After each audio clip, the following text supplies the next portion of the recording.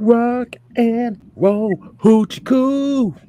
What you wanna do? Oh, Mm. what's going Hey, on, people? What is going on, people? It is Monday night cooler talk. As you already know, we just came from an excellent, yet poorly executed NFL championship weekend. I'm your man. man, six man K Styles, and to my stage left, it is the mad scientist, Mad Mike Sports. Now, I know y'all used to What? seeing us. I know y'all used to us seeing talking about some Falcon stuff, but right now we got some very interesting NFL to discuss today. Mm-hmm. But you know what we do before we start the show? The real. Roll call, as you already know. And today's roll call is gonna go to Joseph Thornton. That's the homie right there. We got Raheem DeVille. We got Noah Tyndale in the building. Y'all make sure y'all show him some love down in there. We got Asikpo What? Basie. Got Asikpo Basie in here. We got CK22. We got Pat Norris. We got D Coleman. We got Michael Walker. Not that Michael Walker. We got Gabriel Lambro. Shouts out to you. Ephraim Jones. That's one of the OGs right there. So definitely shout out to him. And we got Chester's hot fries. Oh man, Really? that sounds about That good that right that now. one took me off guard. It did. It damn sure did take me off guard. But if you talking about a Cheeto sponsorship, hey, we can talk about that.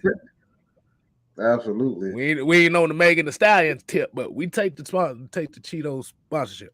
But let's go ahead and get into it. Let's get into. Oh, before we get into it, Mike, we had a theme today. I mean, we had a theme for this weekend's football games that I found to be very, very interesting. Really? Mm-hmm. Remember last week as we was talking about the theme is all six phases of the game, all three phases of the game was important last week. Mm. Yes, sir. Well, this Oh. past Sunday's theme for all these games, I can show you better than I can tell you. Oh man. I There you don't go. even know why. I don't even know why. I forgot that. I don't know why I didn't think of that. Yeah. 60 minutes. Uh-huh. Why do we say 60 minutes? Because you have to play well for 60 minutes. I actually did something that I typically don't do. So I Mm. gotta apologize to even the people. I gotta apologize to the people because I did something that I always preach that we should always do this one thing: wait and see. Right. Because I asked the question on Twitter whether or not Patrick Mahomes was a Hall of Famer. Um, which I still think he is. He's on that pace, but he did not play like a Hall of Famer towards the end of the game, and that's why he kind of brought up 60 minutes I mean, for that both is teams. true. Yeah, both games. It was about 60 minutes. But since you brought up Patrick Mahomes, let's go ahead and talk about it. Oof. And I'll say congratulations to the Cincinnati Bengals. This will be their first Super Bowl appearance since 1988 or 89. And that's a Mm-hmm. very loyal fan. Well, from the Cincinnati fans I've seen, they have been sticking around since the Icky Shuffle, bro. Mm-hmm. So that's a definite congratulations to him. Like I said, the main thing we said on the Friday Night Madness was, and I remember saying this, is like if Cincinnati had a chance to win this game, the running game was going to have to play a big part in this. Now, as we know, Kansas City went up 21-10 at the half. There was one particular play that I think changed the whole game. There was one particular play. And that was them trying to throw a swing screen to Tyreek Hill before halftime. It got stopped short of the goal line. That right there, to me personally, that was the momentum shift. Because when the second half came around, that Cincinnati defense stepped the hell up. Mm-hmm. The Bengals scored 24 unanswered points. They outscored the Chiefs 17-3 in the second half and overtime. Oh, wait a minute. My bad. I put the wrong score up. My bad. It was 27-24. See, I knew I fucked something up. I knew I messed something up. We ain't perfect over here. We ain't perfect over here. I fucked it up. We both sit here. We didn't even catch it. hey, I talked about it before. Hey, they know what it is. They know what it is. Hold on, let me do it right, because I don't want to disrespect no Bengals fans over here. Let me do it right. All right. My family from Ohio. There you go. We put it right back up. So y'all just caught a blunder on your boy 6-man K Styles here. Yeah, because I thought about it. I was thinking about it, like, wait a minute, they scored 24 at the end of the game. Why the hell do I got 24-21?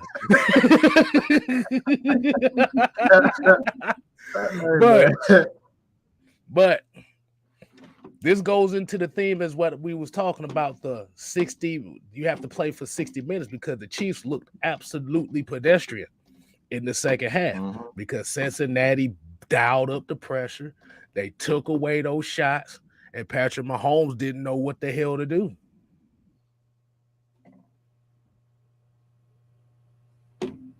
I'm gonna say this: the game was obviously on the coaches this time. I'm like, not to say that they did not play, like they played great, but I thought this was a poorly coached game. The swing pass that you mentioned earlier was actually an option. Like, it was actually Patrick Mahomes was supposed to look somewhere else first and then dump it off to Reed. That's another of those run pass option things. If you see something there, you do this and you do that. Like, that's an option route. Right. Patrick Mahomes did not think it all the way through. But if you just call a just regular fade, just throw the damn fade to Kelsey or somebody, Miko Hartman. Why even do that? Take the 3 points. You call the proper play. We always get on Kyle Shanahan for making stupid calls. That was a dumb call by Andy Reid. Like, that was, I don't know if it was Andy Reid or whatever his name is. Eric Bieniemy. Eric Bieniemy. I don't know why I want to say Eric Bieniemy. I don't know why, but Bieniemy. I don't think when you look at that play, you can say Patrick Mahomes didn't do the right thing. Yeah, you can see that Tyreek didn't get in the end zone, but why even call that play? Like, it was clearly an option play. Two things, look at two things and then check it down. That's a habit by the quarterback, which is, I always say about that RPO. When you run them RPO, you get into habits.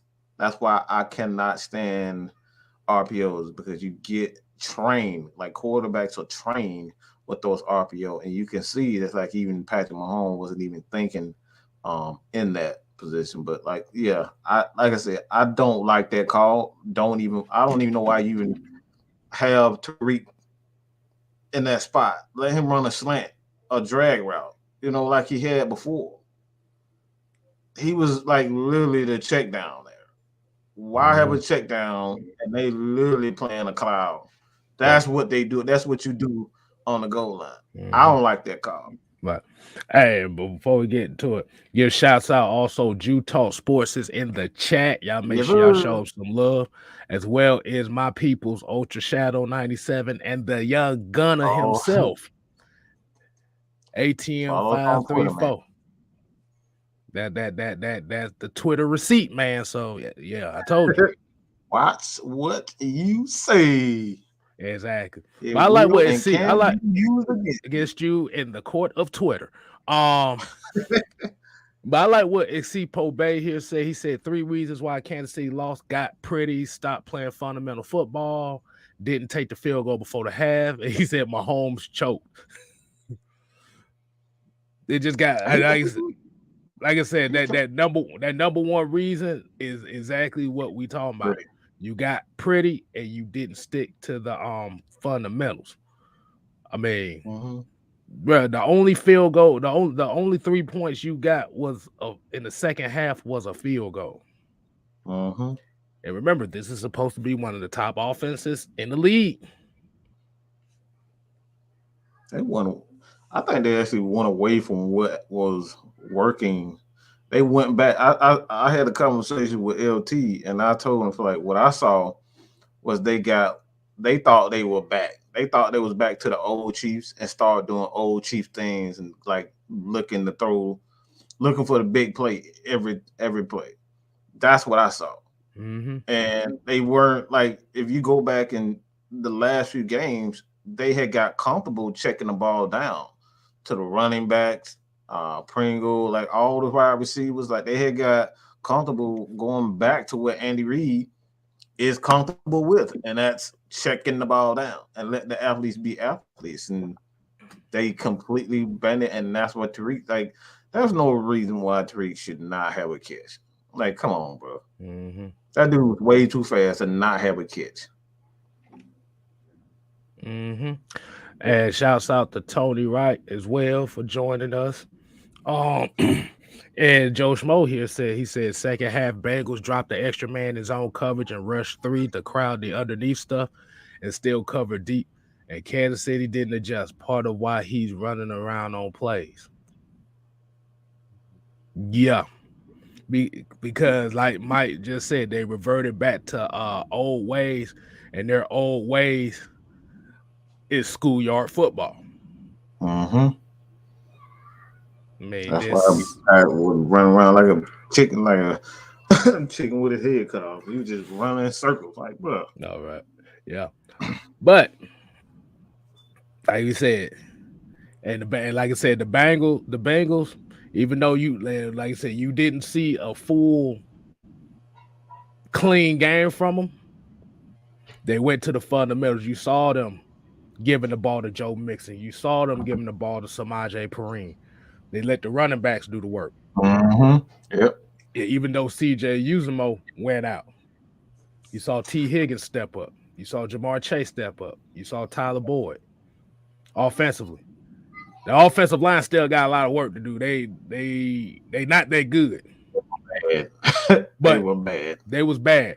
But even with them being bad, you see what happens when you have some semblance of a running game. It negates the amount of dropbacks your quarterback need to take. So, like I said, congratulations, Cincinnati Bengals. But we want to take a break right quick. I want to show y'all a few things this is what we call K Styles scrumdring around on Twitter. Now y'all want to see some petty stuff. Hold on. Oh man. Let me show you some petty stuff.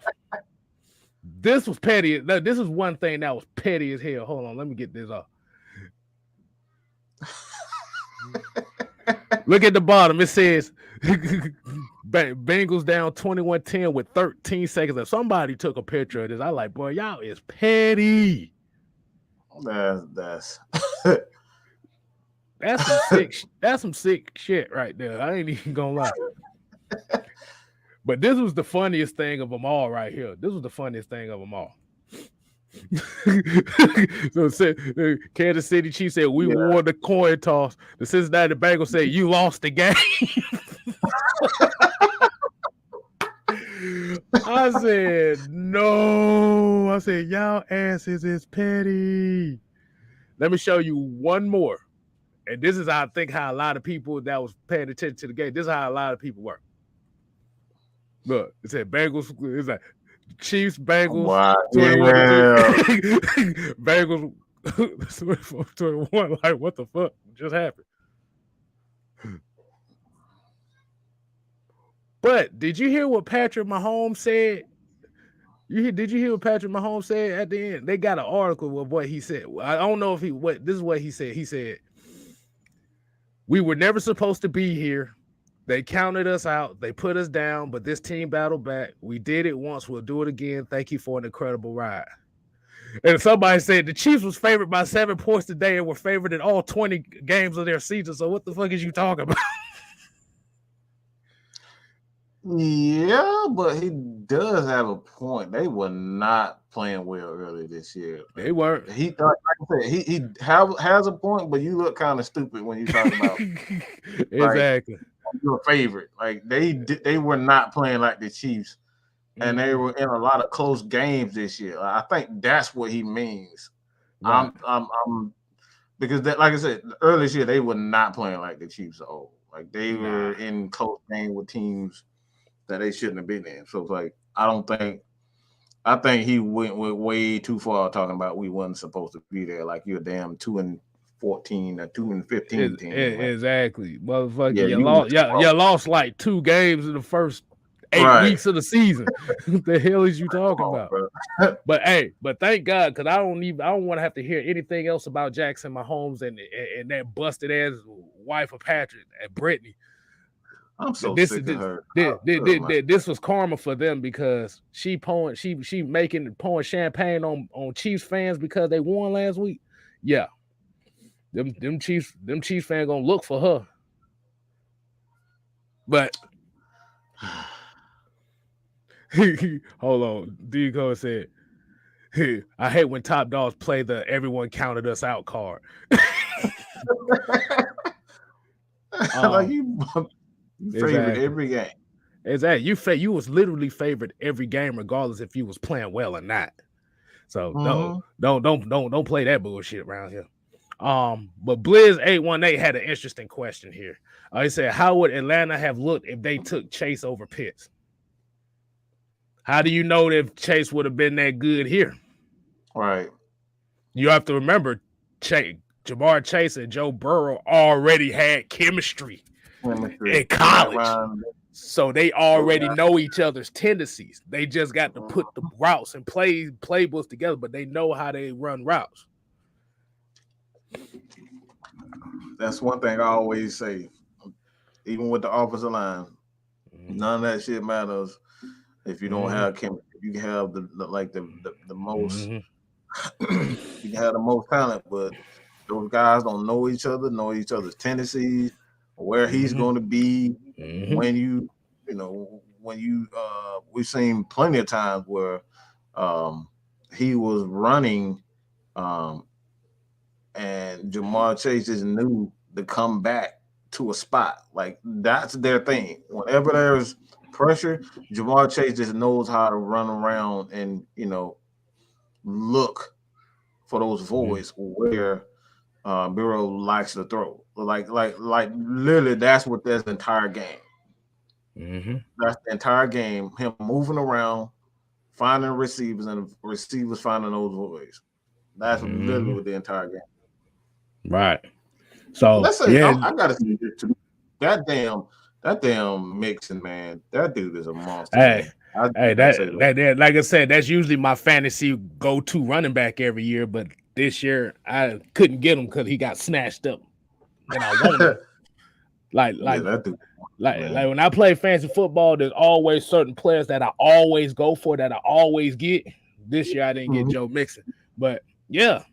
The thing about Joe Mixon was a first round talent that went the third round because he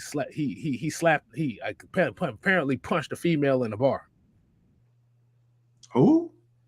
Remember that incident where there was like he hit that woman in the bar in college? Yeah. That's why he dropped. So that's why he dropped to the third round, and Cincinnati took a chance on him. You're right. Yeah. But he was already a first round talent anyway, so I wasn't surprised. Joe Mixon is a dog though. He a beast. But let's see. Of course, ATM had to throw this in here. He said, "Sounds like Alabama trying to play the underdog card this year." Alabama of all the teams, they got a 5-star hotel at they damn campus. They be talking about some underdog. We're gonna get one more comment. D. Coleman said, he said, "You have the best quarterback, the best tight end, and the top 5 wide receiver. Talking about they got a chip on their shoulder. Man, shut your ass." Oh boy. So also congratulations to Ricardo Allen. Looks like he's gonna have a chance at a ring as well. But hey, let's go ahead and get to the next one. This is gonna be the interesting one right here. And remember, y'all make sure y'all like, comment, share, subscribe to not only Mad Mike Sports but 6-Man K Styles as well. It's down here at the bottom on the ticker. Let's get to the next one.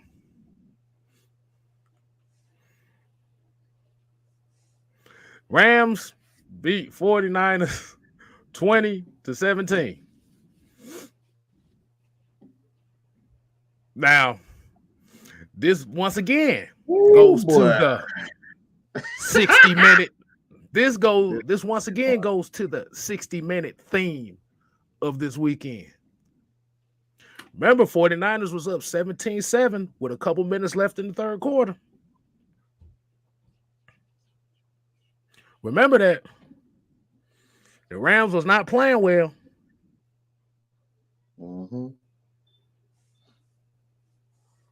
And then all of a sudden, they started leaving OBJ wide open. Oh yeah. Also, did anybody notice the Raheem Morris cover 3 they was playing the first 3 quarters of the game? Man. Yeah, I was wondering about that. Yeah. San Francisco had their way with that cover 3.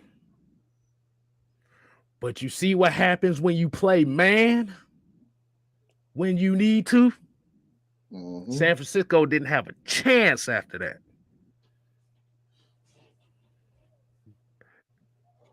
And I got advice for San Francisco 49ers and 49ers fans.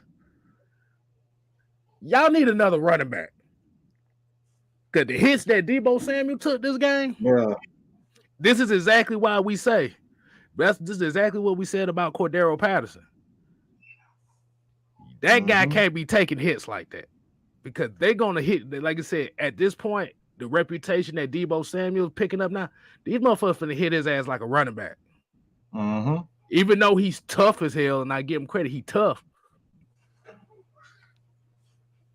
But he's still a wide receiver, bro. That's the biggest thing right there. He treating him like he did Julio. I said that a few weeks ago. That man treating him like he did Julio. That man like throwing to Julio every play. I thought Julio gonna die that year, boy. Nah. Now look, Tony right here said being up 17-7, lost the game through the stupid penalties and dropped the interception. And also I got another issue too. Sean McVay, the hell is wrong with you? Bruh. What the hell was you thinking?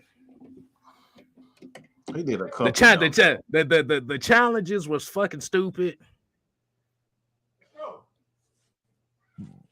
But in classic Shanahan fashion, Shanahan didn't take advantage because after that second challenge, and I remember the commentator said during the game, and I was thinking about this, like, why the hell did you challenge the fumble?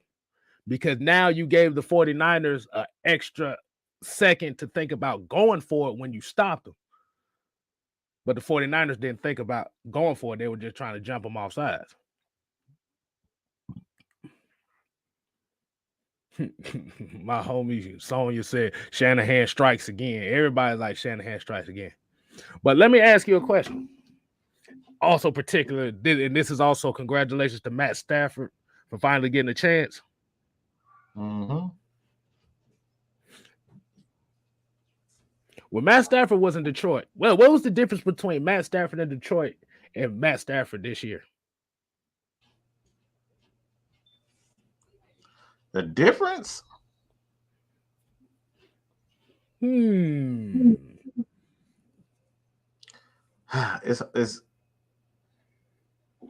the difference this year and last year. Like honestly, I can say two things, but one thing in particular, a running game. I think a running game and just better decisions by the coaching. Now you got a point right there. But I was looking more so of you see what happens when you put a complete team around this guy. This is what we talk about with teams and quarterbacks. Like people say, well, you got to have an elite quarterback. Everybody wants an elite quarterback. Everybody can't have an elite quarterback. It's all about the pieces you put around them and how they play in situations. Because OBJ and Cooper Kupp ate up this secondary today. They ate up the 49ers secondary. It was bad. And you saw that Rams offensive line kind of held the 49ers in check. Just a little bit. Just a little bit enough. To where OBJ had over 100 yards, Cooper Kupp had over 100 yards. But there was one guy on that Rams team that I think that was big for him, and nobody's really talking about it. But that Blanton dude, that tight end that played. Those are those small, those little players that you're always talking about, supporting players.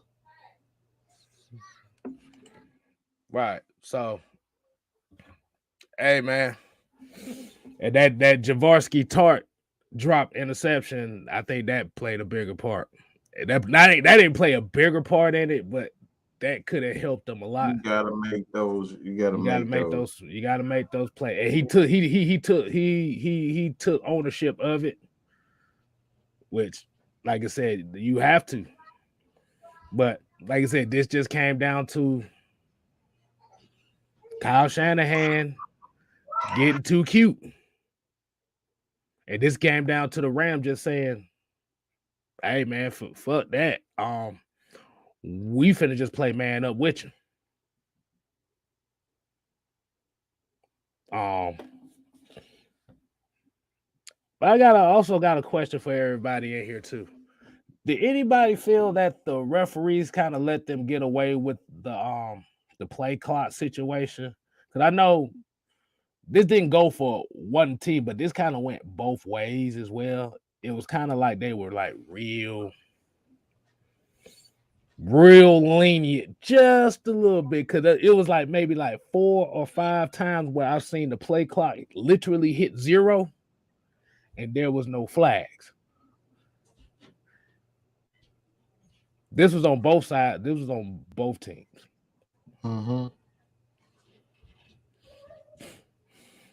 I love the way the game was called, to be honest. Right. I got the perfect picture to basically describe how this game went. I got the perfect picture for y'all. Hold on right quick. Hang on with your boy. Let me go ahead and get this off. This is the perfect picture. Let me move the banner right quick. Oh God. This is the perfect picture right here. That was the perfect fit. I caught this on Twitter. That was the most perfect Air pitch. that bitch out. Yeah, that bitch. Kyle Shanahan, you either go from running the ball or air that bitch out. That motherfucker was looking at the tits like, oh man, I'm finna air that bitch out right now. that Gabrielle Lambo. Oh my god. Yeah, that hold on, my bad. That was the perfect picture that I saw of that. Because I said, ain't no way in hell. Ain't no way in hell. What's wrong with that dude, man? Like, is it like something wrong? Like, something really has to be mentally wrong with him. Mm-hmm. But I got a question. I got a question pertaining to where San Fran kind of went with this. I got a question.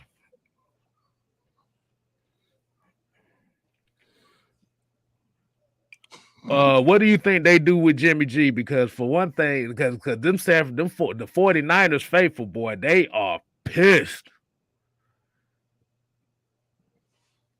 I mean, he ain't that great, but like, if you think you're gonna get a lot better from a rookie, like, y'all sadly mistaken.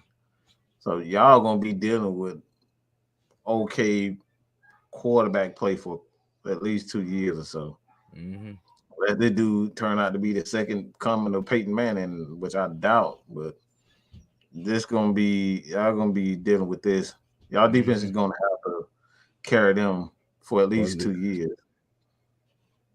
Mm-hmm. But the only reason why I say this too is it seemed like in that fourth quarter,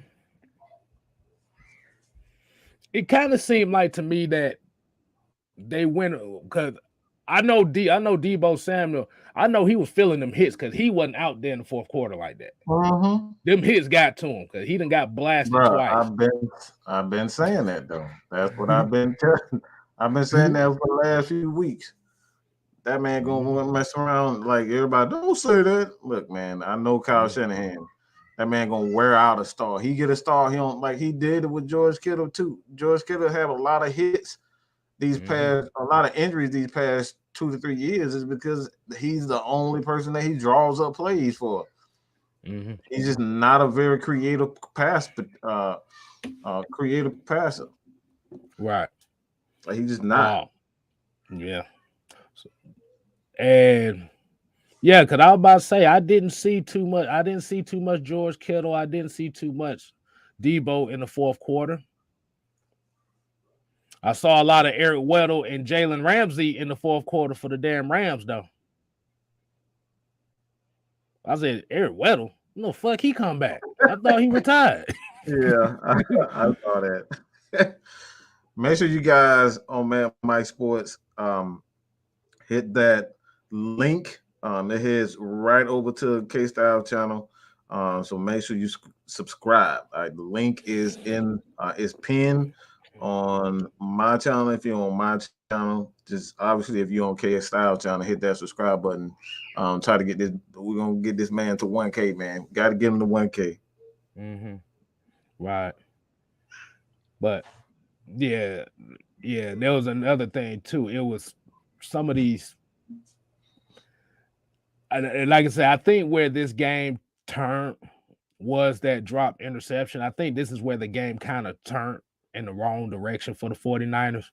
But I wouldn't say it was just that. It was the penalty the very next play that was unnecessary. The one where Jimmy Ward hit OBJ helmet to helmet when it wasn't necessary. I think that kind of helped turn the tide right there because that penalty kind of showed that okay, the drop interception frustrated the hell out of you, and the Rams was like, oh shit, we got him. Then all of a sudden, like I said, you saw Cooper Kupp all game. Cooper Kupp was eating them slants up. You saw Blanton, he was K. Bruh, this was I've never seen a flea flicker screen before. What the fuck was that shit? I'm gonna ask y'all, have y'all ever seen a flea flicker screen before? The Rams pulled this shit out there, and I was like, wait a minute, what the hell is this? Was this scripted? Because if this was, this is some bullshit. They had called like I said, they had called the flea flicker. So I'm guessing either Stafford didn't have time or there was nobody open downfield, but he dumped it off the blank and got like 25, 30 yards on. I said, what the hell kind of play is this? But hey, Mike, I got a question for you. Mike, I got a question for you.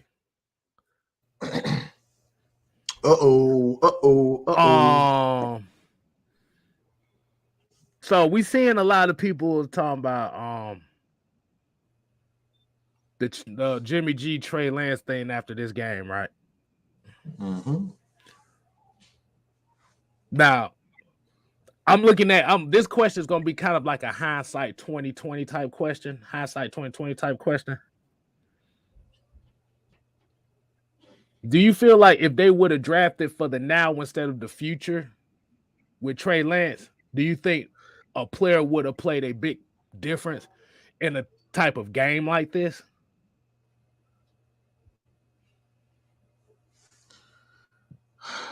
Because the reason why I'm saying that is because now you got a lot of people, like I said, you got this whole Jimmy G, this might be his last game.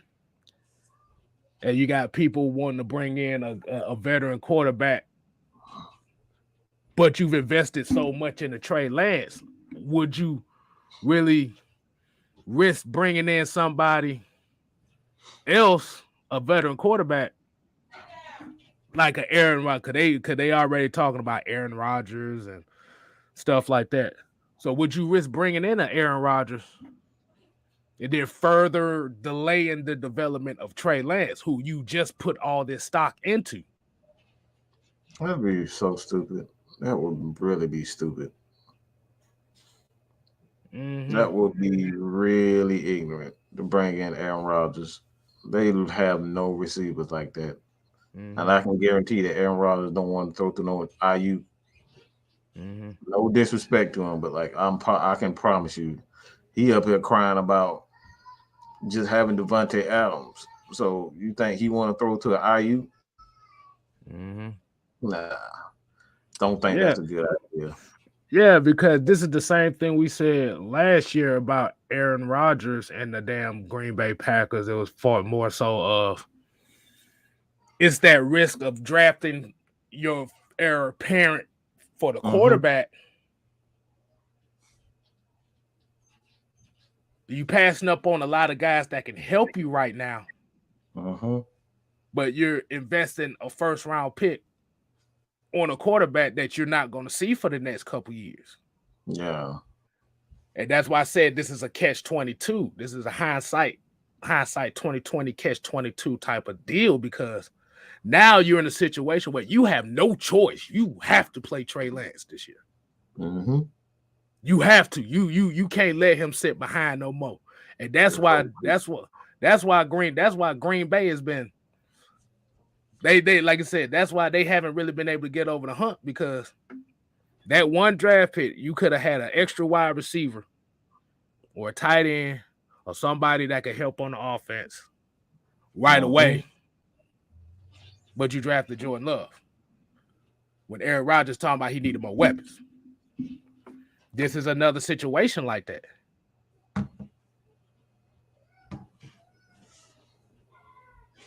Oh, yeah. San Francisco fans are petitioning for Aaron Rodgers to go to San Fran.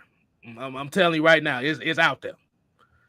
I got a homie that's a 49ers fan. He tells me this shit all the time. Like, these most is petitioning for Aaron Rodgers to go to San Fran. I mean, I get it. It makes sense when you look at him being from Cali, but as far as football, I just don't think it makes football sense to bring him there. That was I said, bro. Like, you give up Aaron Rodgers, like, we don't know if he plans on playing for that long, because he's already brought stake into owning teams, and like he got all this stuff going on off the field. Like, does he really want to do it? Like he's hosting, um, he up here hosting shows and stuff. Like, do y'all really think he is ready to do? Like, that's my thing. Mm. I just don't think it's a good football move for 49ers. Okay. Makes sense as a fan. It makes sense as a fan. Right. Because But like, why would you not want to have Aaron Rodgers? But like as a football, this is why I say it's like you gotta wait to like 49ers team for the most part is already set. Like the team is set. They got young pieces. So right. and these guys are gonna get better. But at the same time, you still got Jimmy G that ain't really worth nothing. Like I hate to say it, but he really ain't worth nothing. Like why bring in an older guy and he's just gonna pretty much be LeBron to what the Lakers is. He's an older guy with a bunch of young guys, and he ain't gonna want that. He gonna want some players that's already, set. Like these guys are like I said, it just doesn't make football sense for the 49ers to trade Right. for Right. So yeah, so I said like the Rams, they made a gamble. But I'm gonna say one more thing about the 49ers. I'm gonna go to the Rams. Cause the main thing that they was pushing out last night was Jimmy G got the highest winning percentage in the playoffs outside of Tom Brady in the NFL the last 5 years. But I'm saying, but could that be contributed to him as an individual, or is he the product of the talent around him or the team around him? And this is where we have to kind of differentiate the differences between grading a quarterback, because, like I said, a quarterback's greatness is going to be there, but you win as a team.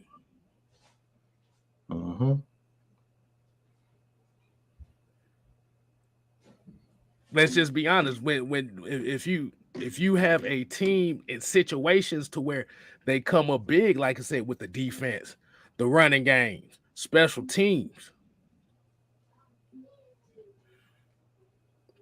So that brings up a question. Is there really even a such thing as an elite quarterback then?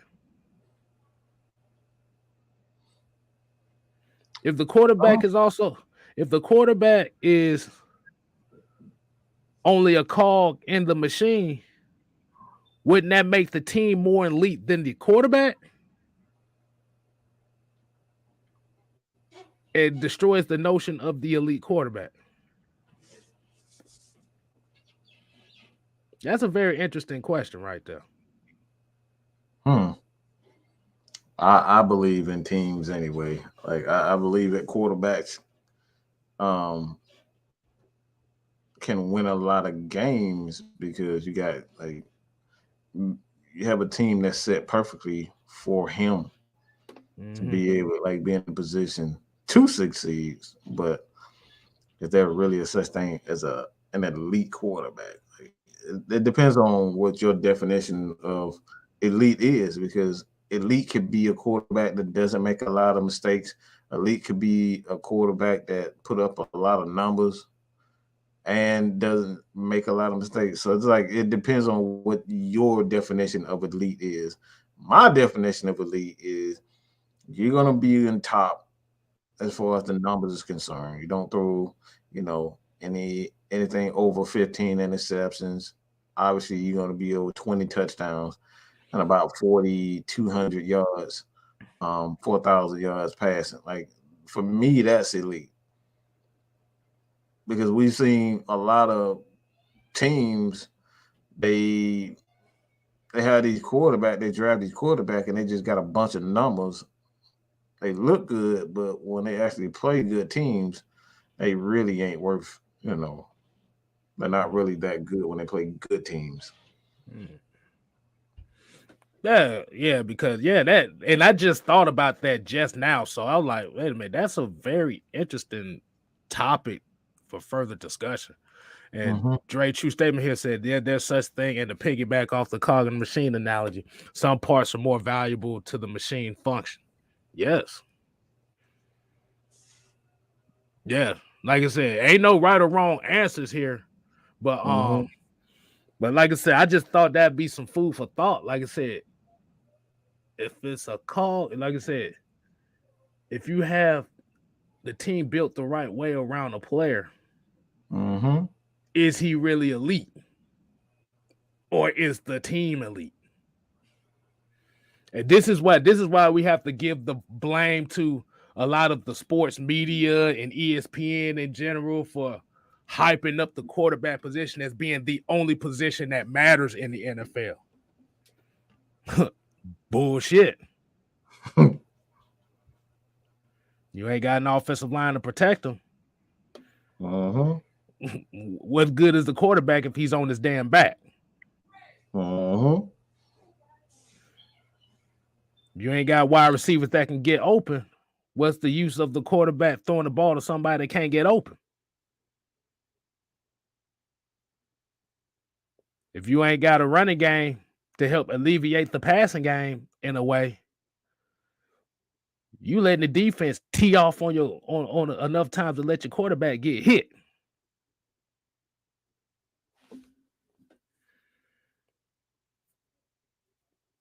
If you ain't got a punter that can switch field position consistently like that, is your special teams worth a damn? If you ain't got a kicker that can consistently make kicks in the clutch, is your kicker worth a damn? If your defense can't get stops on third down, cannot send pressure, can't get turnovers, that puts more pressure on the offense to perform. So is there really a such thing as elite position players? Because everybody needs each other. In some way, you gotta depend on. Look at Matthew Stafford, for example. I'm pointing up here. You see Matthew Stafford at the very end of the screen. He came from a situation in Detroit where he was barely making the playoffs. They didn't really have teams around him like that.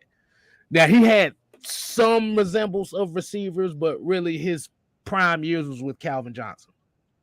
That's about it, right?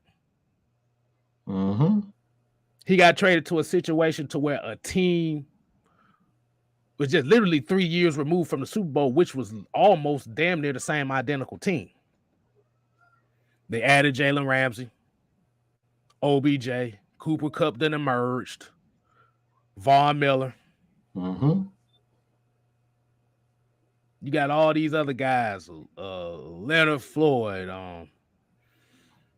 Sony Michel.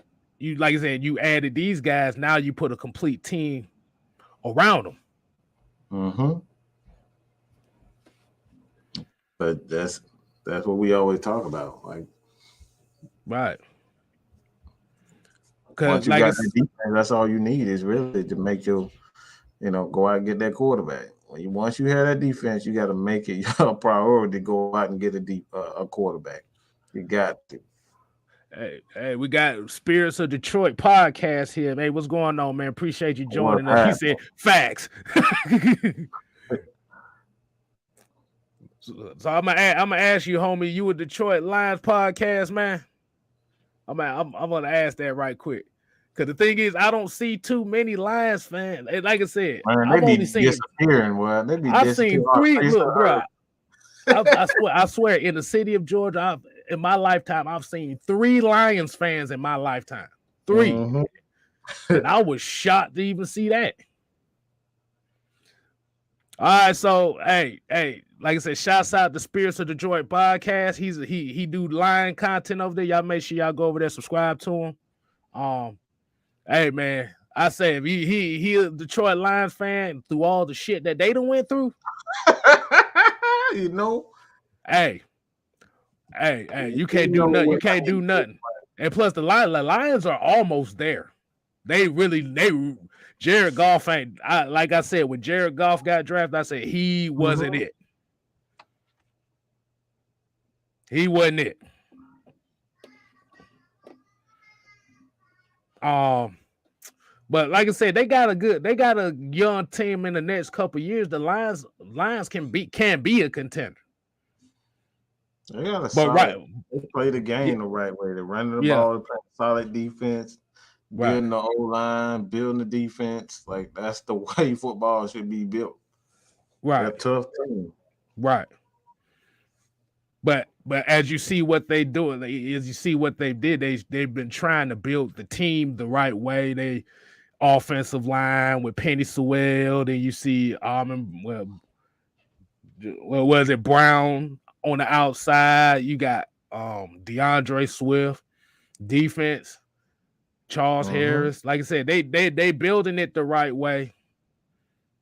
They just trying to they're setting the team up to where once they get the quarterback they need, it will be a smooth transition. And that's what being a fan is about.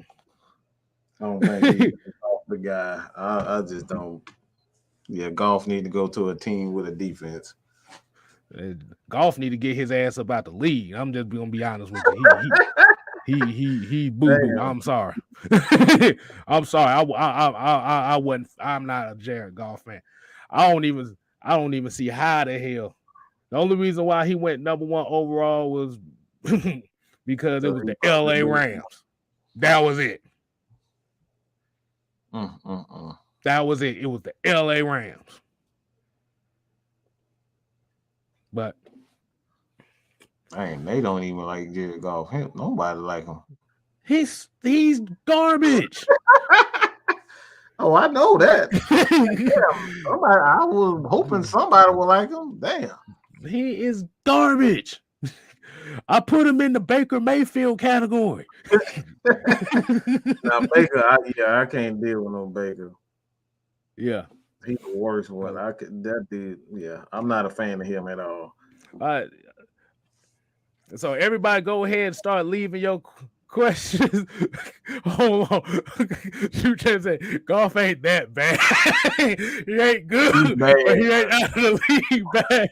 I mean, that's bad if you don't know where the hell to put him. Yeah, you put him in the trash can until somebody pick his ass up. Boy, that boy need to be in the city dump somewhere. I'm just kidding. He ain't that bad, but I'm not a fan of his, man. I don't see. Like I said, I don't see nothing good in him. What's good at him? Exactly. That's it. That's probably the best thing about him. Look. CK22 had it best. This is who you blame for that. Look at the name right there. Mm-hmm. That man. That's who you blame about that. Every year he always hype up a quarterback. That he getting paid by somebody, some agents or something. Exactly. Every year he always hype up the quarterback. It never fails with him. Exactly. Yeah, Triple G said so. Charles Harris had 7.5 sacks. Yes. This is what happens when Charles Harris plays more than 5 games in a season. Dan Quinn. Exactly.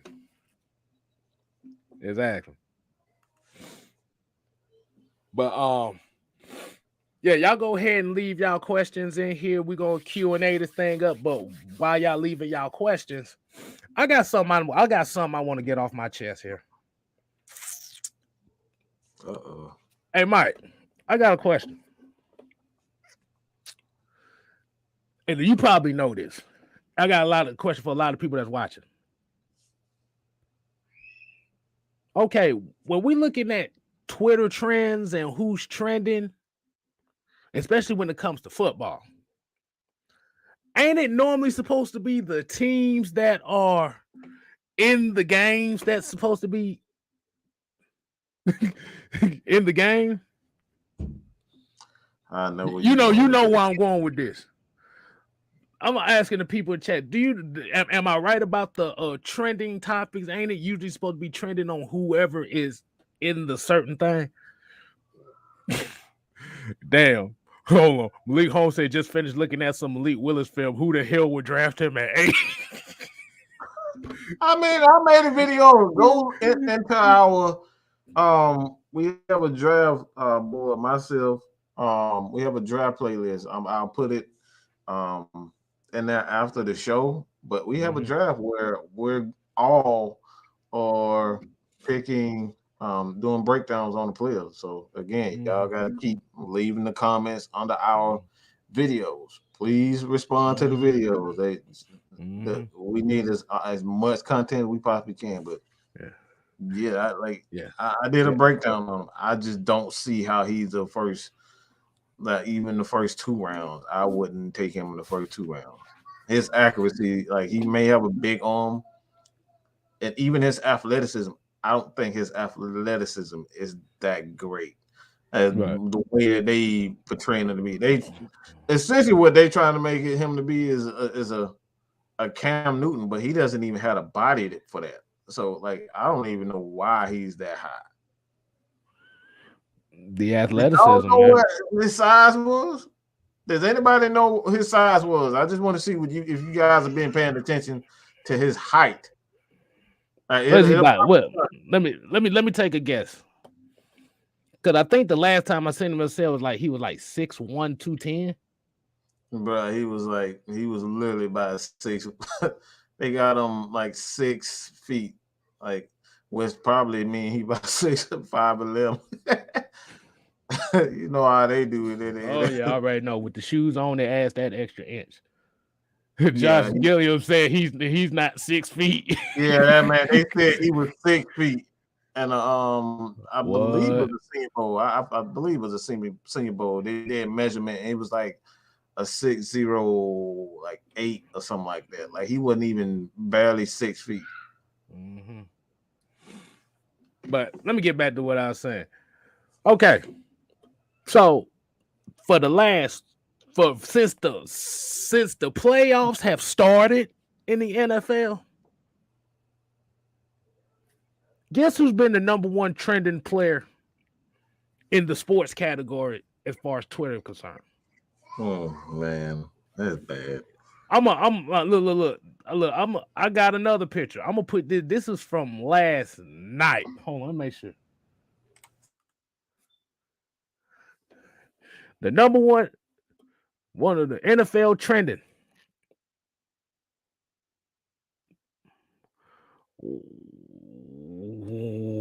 We talking about Matt Ryan? I was like, why is Matt Ryan's name popping up in the playoffs? And we know he's not in the playoffs. Do you think that comes from that crowd of saying, well, what do you why do you think that is?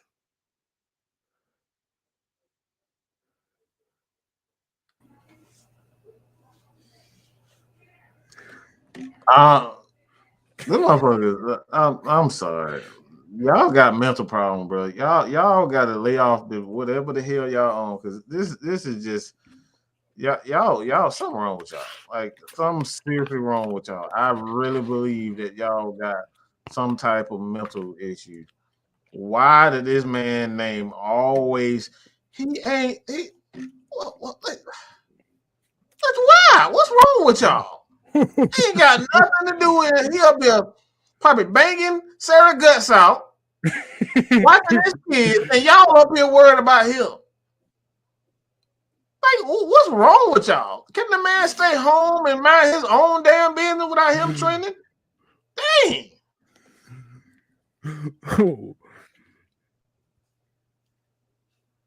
Like, bro, I was trying to figure out why the heck why he was trending too. Like, what did he have to do with anything?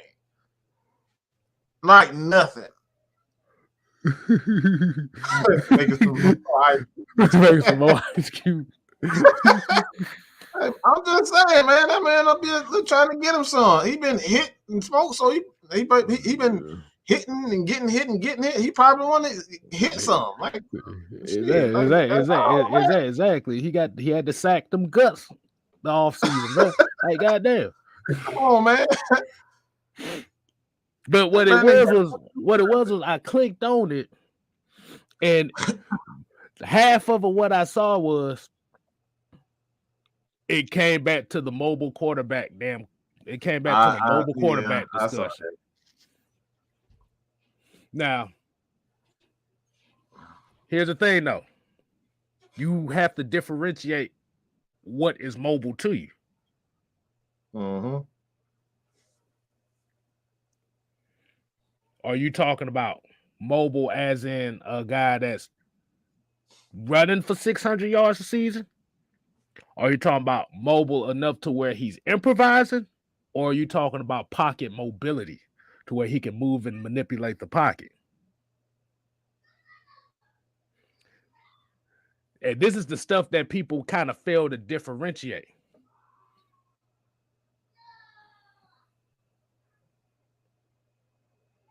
Because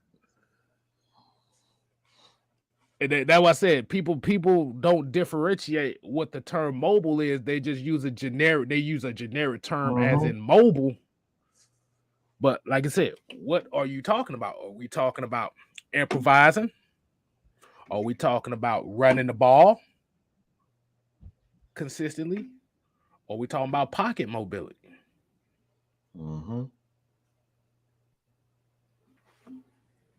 I always say this: mobility is I always say a mobile quarterback is a quarterback that focus on running the ball first.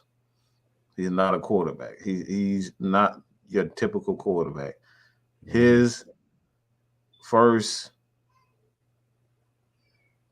engage is to run the ball, a la Mike Vick, Lamar Jackson. Like those guys are mobile quarterbacks.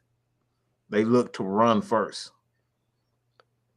Just because you have the ability to run doesn't make you a mobile quarterback. Those are completely different. That's why I always say it's like people say that Patrick Mahomes is a mobile quarterback. He's not a mobile quarterback. He looks to pass the ball. Mobile quarterbacks don't look to pass the ball. They look to run first.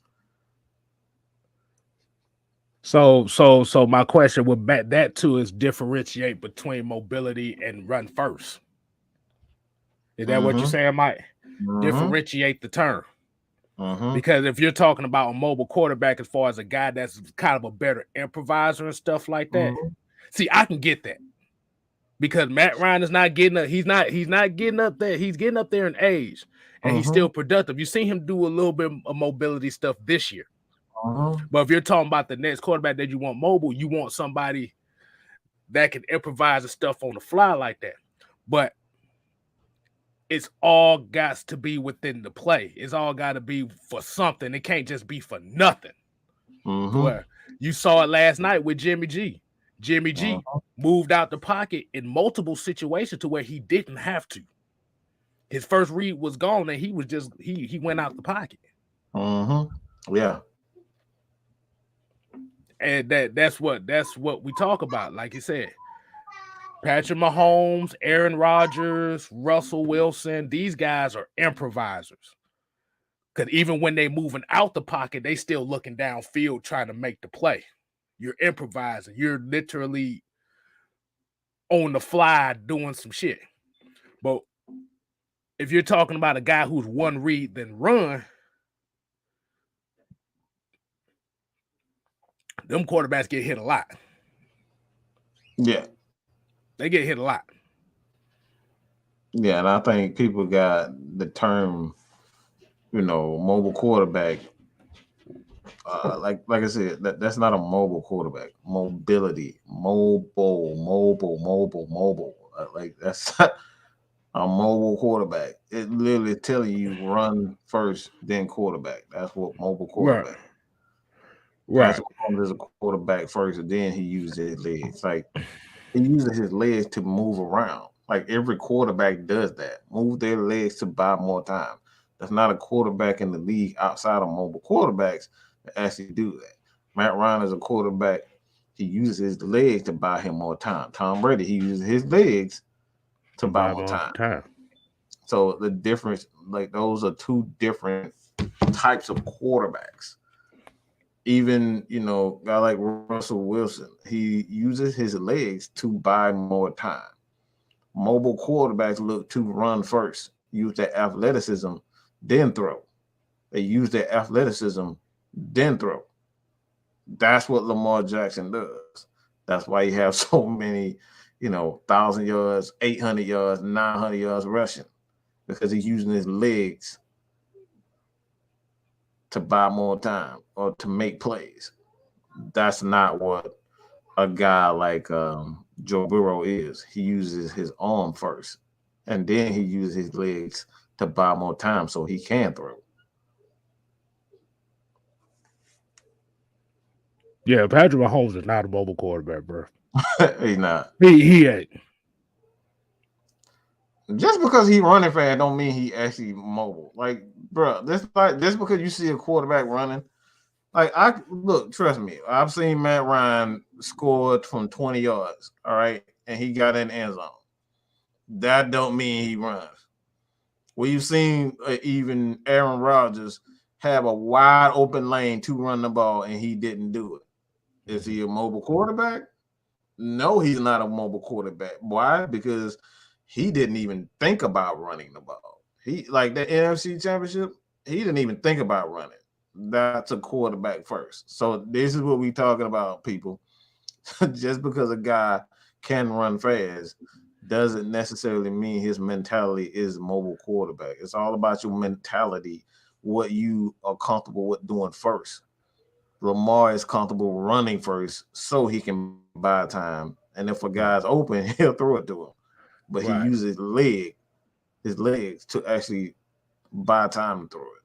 Hold on. I got hit. He said Patrick is a mobile quarterback. You tripping. Once again, are we basing it off of that 135-yard run he had in the playoff? What was it, against Buffalo? Because if that's the case, Tom Brady is a mobile quarterback. I've seen him make runs like that too. Yep. Against us. I've seen Peyton Manning make a run like that. That was the slowest shit I've ever seen in my life. He did it though. Because you gotta remember, Patrick Mahomes doesn't run. He doesn't move out to run. He moves out to extend plays. This is what we talk about, the difference between improvising and running the ball. Because I'm gonna say pockets full, and he said it right here. He said any quarterback that moves out the scrambles outside the pocket is mobile. So yes, every quarterback in the NFL is mobile. Every quarterback in the NFL. Every quarterback. If you're going by that. If you're going by that, you're basically saying every quarterback is mobile.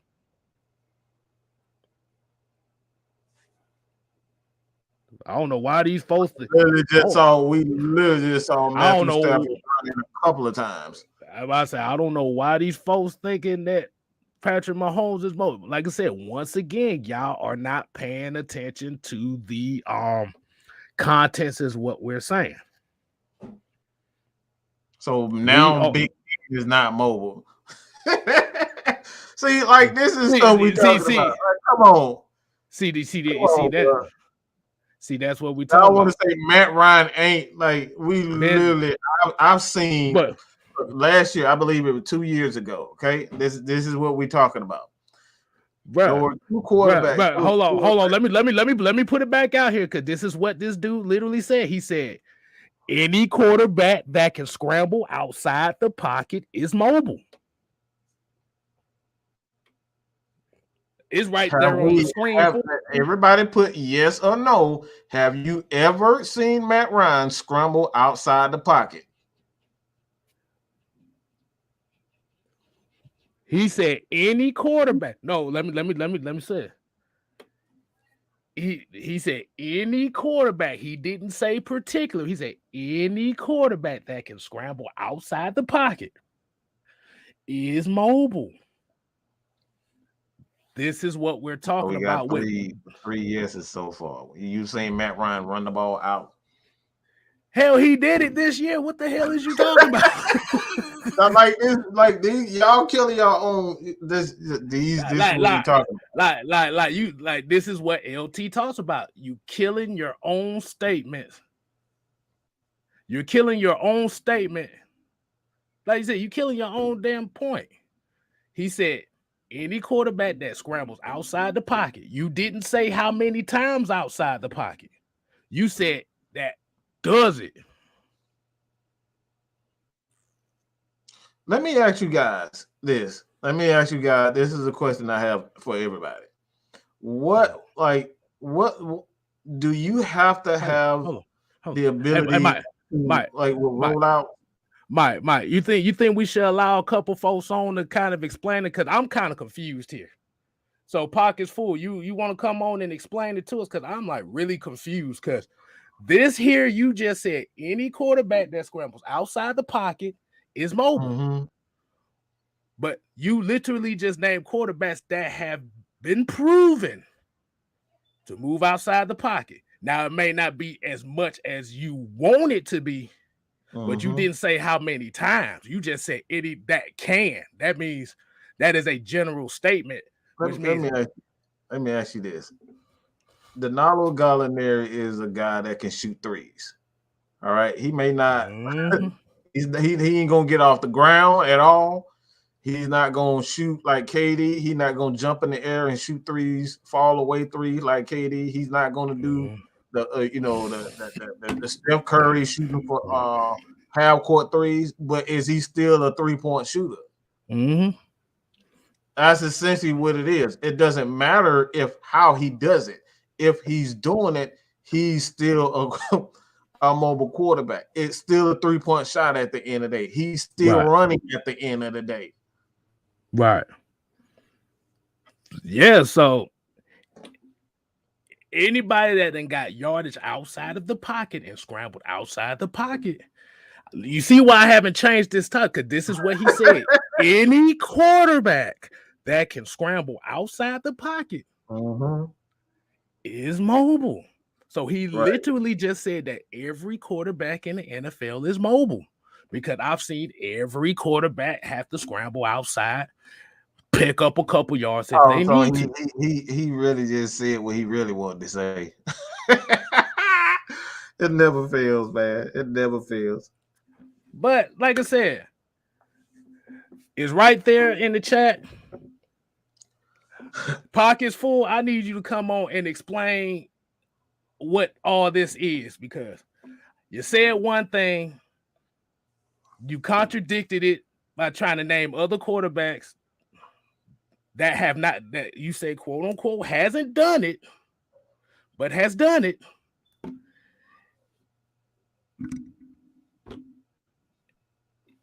It's right here. Make you fumble is right there too. Hold on. Let me do this right. Because I know most of everybody's on Mad Mike Sports. So there you go, right there. I put replace. Because I'm confused. Because I'm confused. I kind of know what he's alluding to, but I know what I know what he's alluding to, but this is the problem that we talk about. We talk about people leaving on empty calorie statements, but when you try to get them to come on and explain it, now all of a sudden nobody wants to come on, and this is the problem that we have. So he sucked because he can't run fast. Here goes everybody's best friend in the whole wide world. What's up, man? What you got? Hey, what's good, bro? What you got? What's going on, man? What you got for us? I'm saying like my iron is not mobile. Okay? Anybody who say that is fooling you with a bunch of bullshit. Hey, but look at here. This is what was said here in the comment section. Because these people don't know what they're saying, man. Hey, he put. Don't mind them. Look, he put it out there. Hey, so yeah. Let me ask you a question. When you're talking about mobility, are you talking about moving outside the pocket to extend plays, or are you talking about running for yardage? No, I'm saying I'm like getting more yards, like scramble outside of pocket, like making plays from anywhere, getting more yards. So you want a running quarterback? No. That's not what I'm saying, man. No, because the reason why I'm saying that is you basically just said I want a quarterback that's mobile, somebody that gets out the pocket and makes yards with the feet. Am I correct? Yeah, like Russell Wilson, you know. But you realize Russell Wilson don't do it as often as you think he does. Am I correct? Yeah. Do you know why he doesn't do it like he used to? Because he might get hurt. Hmm.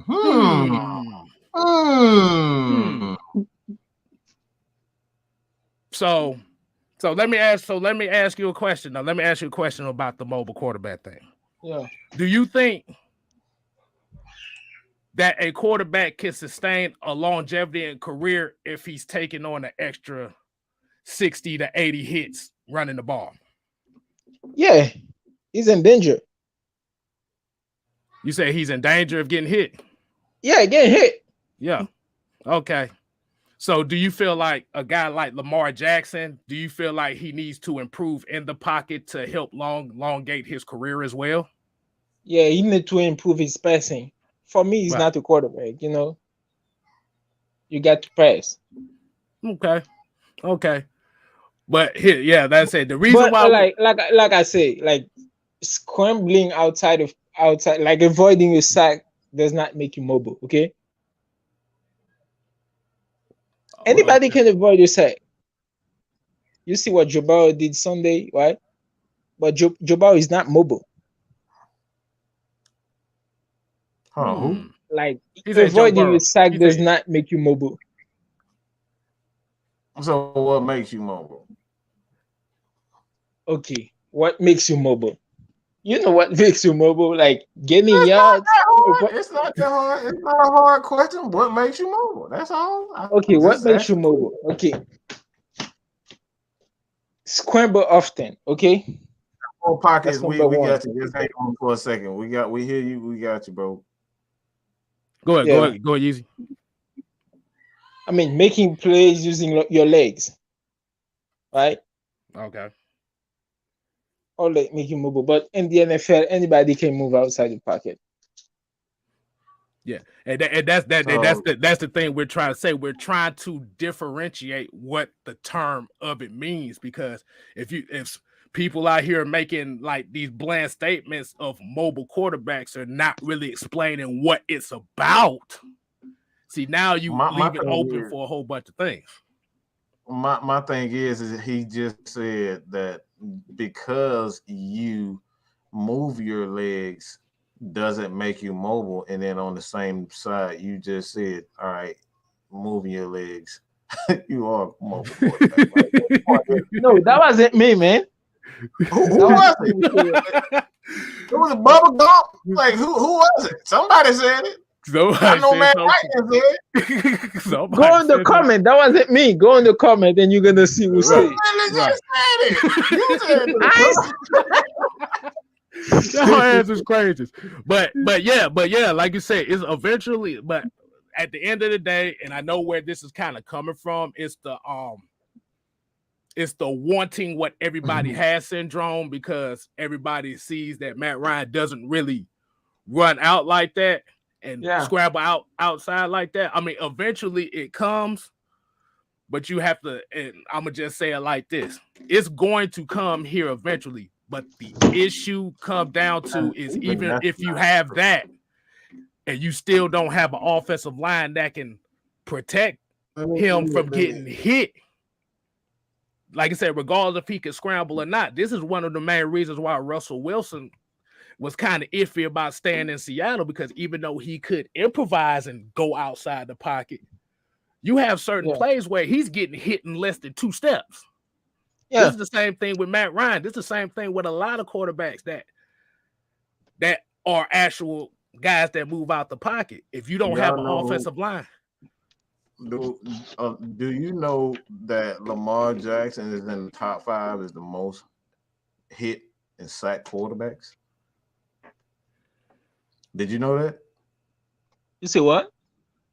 Did you know that Lamar Jackson is in the top 5 and most hit, hurried, and sacked quarterbacks in the NFL? I didn't know that.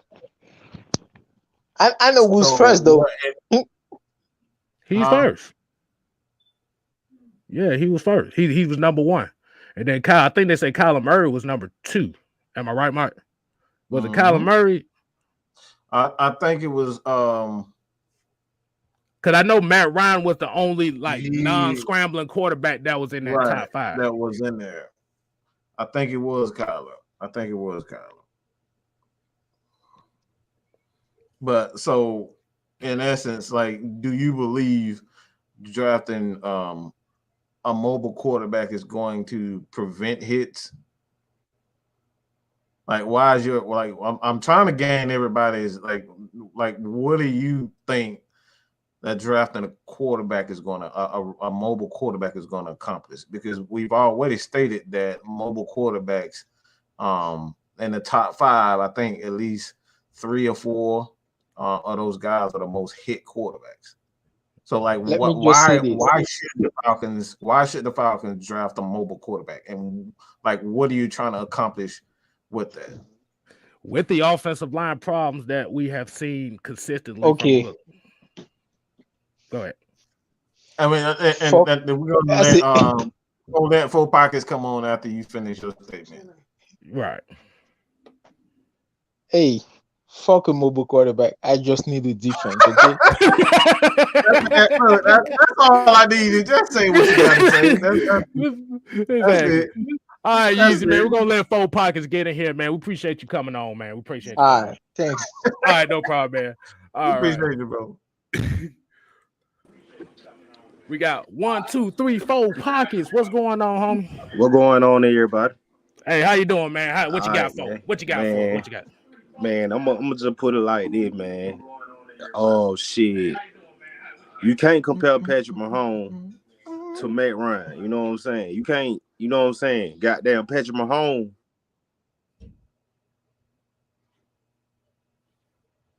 Hello, you still there? Yeah, he went out for a second.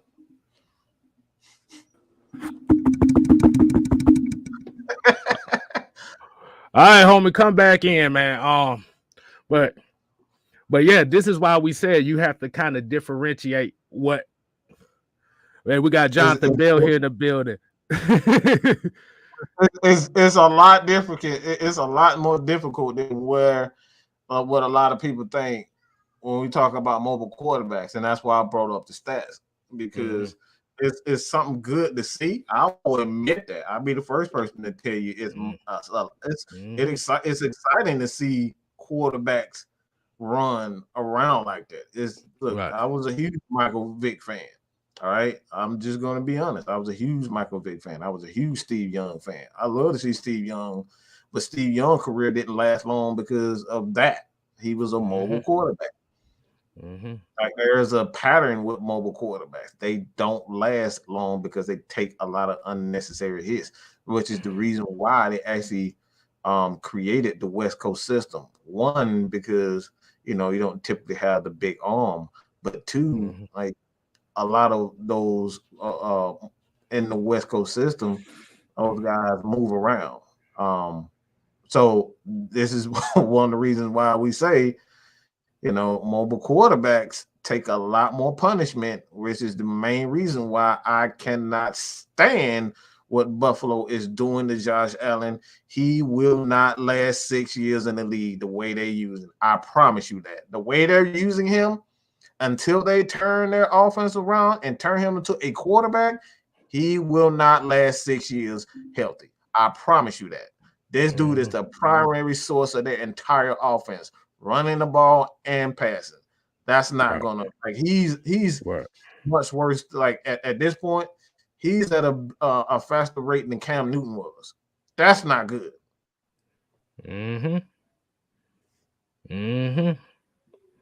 Because a lot of people don't realize them hits add up. Now, if it's one thing, if it's one thing, if you're running and you're getting out of bounds a lot and you're not really taking those type of hits, but if you're trying to make something happen in the field, and all of a sudden you getting blasted by a linebacker, getting blasted by safeties on a consistent basis, them things take a toll on you, man. Like I said, there's nothing wrong with the running quarterback. That's why I said we ain't got no issues. But eventually, with those running quarterbacks, they still have to progress in the pocket. Because if they don't progress in the pocket and they just rely on athleticism for their whole career, Like you just brought up a good example, Cam Newton. Cam Newton was one of the top quarterbacks in this league for like a 3 to 4 year, about a 4 or 5 year span. Them hits took a toll on him. 2016. Bam, went downhill ever since. Yep. Like I said, I enjoy watching it. Like, I'm not gonna pretend. Like, I enjoy watching mobile quarterbacks run around and do their thing. But that's not we're talking about recipe for success for the long haul. Mobile quarterbacks, like, you gotta understand too one thing. Well, mobile quarterbacks, you're essentially gonna see one big time contract. Right. Because what you don't want to do with mobile quarterbacks, and this is why the Ravens are taking their time, even with the contract with Lamar Jackson, because if they give him $200 million, he already having issues with injuries. So you're going to give an injured mobile quarterback who isn't a great thrower $200 million, and now you stuck with a quarterback that's not as mobile as he once was. He isn't a great passer, and you just literally gave him, $200 million. Like that, like that's the dilemma that you're having to deal with. I can give Matt Ryan, I can give Tom Brady, because I know those guys are gonna last. All they got to do is get the ball out of their hand. They smart enough to get the ball out of their hand quick and do their thing. Like I can't count on Lamar Jackson to be a passer. He's not a passer. And then the one thing is, as many hits, if he's taking the same amount of hits as mobile as the guys like a Lamar Jackson, Kyler Murray, Josh Allen, if he's taking just as many hits like that, but he's only missed 3 games in 13 years. Like I said, this ain't like he's getting hit by no corners or nothing. This dude's getting hit by defensive linemen and linebackers in the pocket. You got to play the longevity game.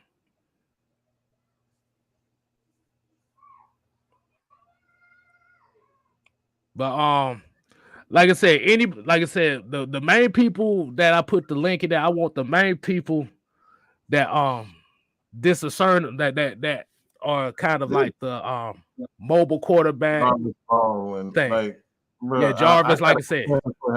I need you to come on. Like, I need for him to explain this comment, because I'm gonna be real. When was the last time you ever saw a mobile quarterback who was actually able to throw the ball? Throw the ball in the pocket. I'm gonna be honest with you. Like I said, it's kind of a rare. I ain't gonna say it's kind of a rare thing, but it's just one of those things that you got the athleticism, so one read and I'm going outside. Now it's schoolyard football after that. See, but the issue with the mobile quarterback thing is, if that's the case, why is there always pocket passers going to the Super Bowl?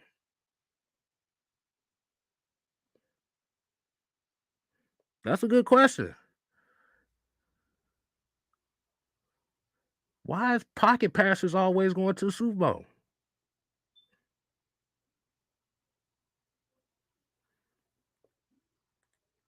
You can go all the way back to the 2000s, the late 90s.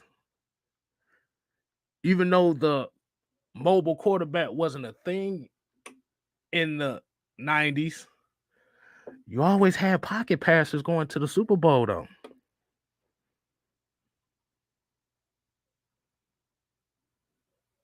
It's very interesting. All right. All right, Wolf, you back there? You ready?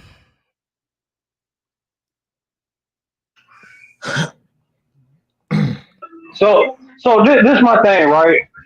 I ain't saying, hold on, my bad. I ain't saying mobile quarterbacks is the ultimate go-to. But what I have seen is given the opportunity, having the opportunity to extend the plays, even when the play breaks down, it's a big thing to have in your pocket. Being a straight statue, especially on your offensive line, is straight garbage. I mean, you definitely want to have that running capability. Russell Wilson was sitting behind a bad offensive line from what 2017 all the way to like what 2019, 2020, running for his life, but they always had a winning record. And the defense wasn't hitting on shit. The team was winning because of Russell Wilson, not because of the offensive line or none of that. So for me, it's just like I'm not saying running quarterback, yeah, they could get hurt, but all mobile quarterbacks don't necessarily have to take hits. Joe Burrow, when he broke for the 10 yards yesterday, what he do? He slid down. He didn't try to get for extra. Pat Mahomes do the same thing. Like my thing is, just because you're mobile and you take off running, doesn't necessarily you gotta take the hit. Lamar Jackson just don't know how to slide. He always trying to juke. That's a bad thing if you're going to be mobile. But if you can run for the first down or run to extend the play and pass for the first down, that's a great thing to have. Like, why is that such a bad thing? Now, I don't want a quarterback that chooses to run. I want a quarterback that chooses to run to extend the play. But if he see an opportunity to get the first down or get a couple of yards because there ain't nothing open, why not have that? Why not have it? Like, it's just, yeah. I got a question for you. What's up? All right. You say you want a quarterback that chooses to pass the ball first, right? Right.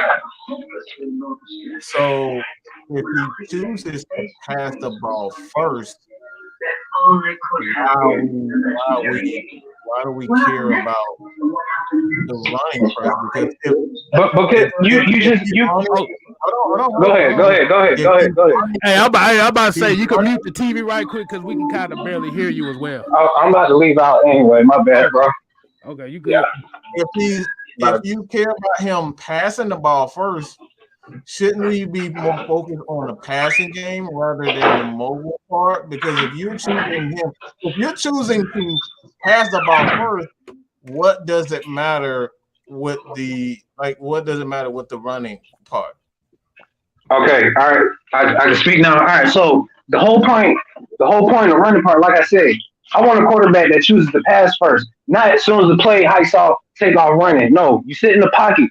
But as soon as defensive lineman, edges start coming in, have the ability to run out the pocket, gain the first down. Or if ain't nothing open, you can run for the first down. Sometimes Matt Ryan does it. I give him that. I even be arguing with my homeboy like Matt Ryan do when he have opportunities to run, he definitely run. But if he had a little bit more juice, he'll take a lot more opportunities for first downs and stuff like that. So my point is, I want a passing quarterback. But if he have wheels and the capability to get outside the pocket or capability to run for the first down, why not have that extra little bit? Joe Burrow, he's a pocket passer. Offensive line suck. But guess what? He sits in the pocket, he throws the ball. But when he can't sit in the pocket, nobody's open, he extend the plays, he run for the first down or he throw for the first down. That's my whole point. I'm not saying get somebody that got some wheels on them. If they can run. Okay. So I see. So from what you're saying is you want a guy that can more improvise on the spot. Right. So Aaron Rodgers, he improvises not right away, not right on the spot, but when that pocket start to collapse, he extend the play. Russell Wilson, same thing. They don't take off running as soon as the ball is hyped. They sit there in the pocket. When shit don't feel right, they take off running. That's all I'm saying. Having somebody that be able to do that or run for the first down and give that threat, like, oh shit, we can't just send a all out blitz or whatever. Like, it makes it more difficult. It makes it where the defense actually got to think. But there's one aspect of when you said Seattle and Russell Wilson, there's one aspect of that you forgot to mention. Yeah. They always ran the ball well. Even though they wasn't protecting him well, they damn sure was running the ball well with Chris Carson and them boys too. So but even when they ran the ball well, Russell Wilson was always a top 5 quarterback at the top of the charts. And that ain't because of running. That's because you throwing the ball. And like I said, he always sat behind a bad offensive line for what, 5-6 years? and he always had a winning record. The defense, the Legion of Boom, was been gone after like Russell Wilson was carrying the team for the longest. And if he was carrying the team for the longest, why does he want out?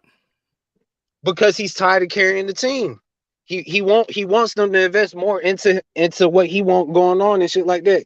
Like everybody know that. Why is like what is he wanting at this point? Like what if he's tired of carrying the team, what do you feel? Well, I mean, everybody know it's all types of shit. Sierra won out of Seattle, her career. I mean, it's all type of personal shit. Let's keep it football. Let's keep it football. I mean, that's what I'm saying. Wow. Right. Okay, for one, he know their offense is vanilla as fuck. It's always been vanilla. Pete Carroll's on the same shit that he been on. Ain't nothing changed. Ain't nothing changed about the scenery. He's looking at Tom Brady football wise. Shit, he went to another culture. He went somewhere else where they actually listened to him and did what he felt like he needed to do so they could win, and they listened to him. They ain't doing that in Seattle. They is not doing that in Seattle. But I got a question. I got a question too. I got a question. So is it? Do you feel like that he needs to go to a situation to where they can have the pieces to where he doesn't have to do as much? Right, because he got to do way too much. But see, the thing that's the biggest difference. Patrick Mahomes, Josh Allen, they don't have to do way too much. But when they do have to do a lot, they have the capability of doing it. Russell Wilson got to do it all the time. He's getting tired of having to do it all the time. So another question. So when the guys are ready to improvise and go out the pocket, do you think is it that they normally complete their 3 to 5 step drops before they move out, or are these guys that just going out right away? No, they going out after they do their 3-5. They 3-step, 5-step, 1, 2, 3, nothing open. And Matt Ryan, he does it good. It's 1, 2, 3, nothing open. He throw it away or got down. He try if he can, he'll extend it. But if not, he'll just take the sack. But when you got to somebody that got the wheels, it's 1, 2, 3. Oh shit, nothing open. Extend it, ain't nothing there. They still throw the ball away.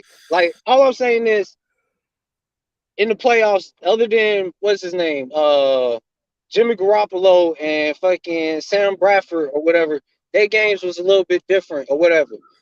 But yesterday, after seeing, especially with the Cincinnati Bengals, that's gonna be my biggest argument with them. Their offensive line is straight trash. But Joe Burrow, he's a playmaker. He can make plays in the pocket and he make plays outside the pocket. Having that capability in your back pocket, having that threat, it feels good. Yes, that's what the fans want, but it's more so than what the fans want.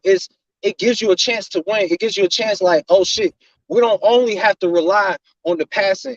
Everybody think we about to pass, but the quarterback take off for a 10-yard run, 15-yard run. Ain't nobody really worried about that too much with Matt Ryan.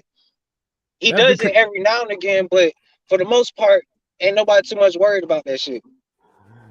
But Pat Mahomes, Josh Allen, you give them opportunity or a lead way, they could take off for 10, 15 yards and slide or run out of bounds. Just because you're mobile doesn't mean you have to take hits. It doesn't mean you get hurt. All right, so oh, my bad. Go ahead. No. Go ahead. I was about to say, so like I said, and we're gonna go with the Joe Burrow thing as well. And once again, how many times have you seen where it's led by Joe Mixon? You once again, you've negated the running a game that Cincinnati has, because Joe Mixon is one of those young backs that is up there. Look, I'm not. Look, a good running game definitely helps with the passing game and the ability for the quarterback to run, whatever. But again, regardless, if the running game ain't shit and the pass play breaks down, bro, it's so many times where the quarterbacks has the opportunity to get the first down or extend it. Like how many times where Pat Mahomes, the whole goddamn everybody is locked down. I'm talking about coverage is off the like everybody covered. Pressure's there. He takes off running. He extend the plays. Tyreek Hill get an opportunity to get over. The hell just happened? What the hell just happened? You still in there, Matt? He just left. Yeah, I don't know what happened. I don't know what the hell. But the main thing I was gonna say too is, as far as that is, when we look at it, this is one thing too. when you look at Patrick Mahomes and you look at a lot of him tape where he has that time, how many 8 to 10 second pockets? How many 8 to 10 second pockets that Patrick Mahomes has had to throw out of outside of the pocket? Not a lot. He had 118. The reason why I'm bringing up rushing yards is because you got a guy that is perceived to be a mobile quarterback, and Joe Burrow, which everybody can pretty much say that Joe Burrow is a quote unquote mobile quarterback, but he literally had about less than 40 yards rushing than Matt Ryan. Matt Ryan had 82, I believe it was.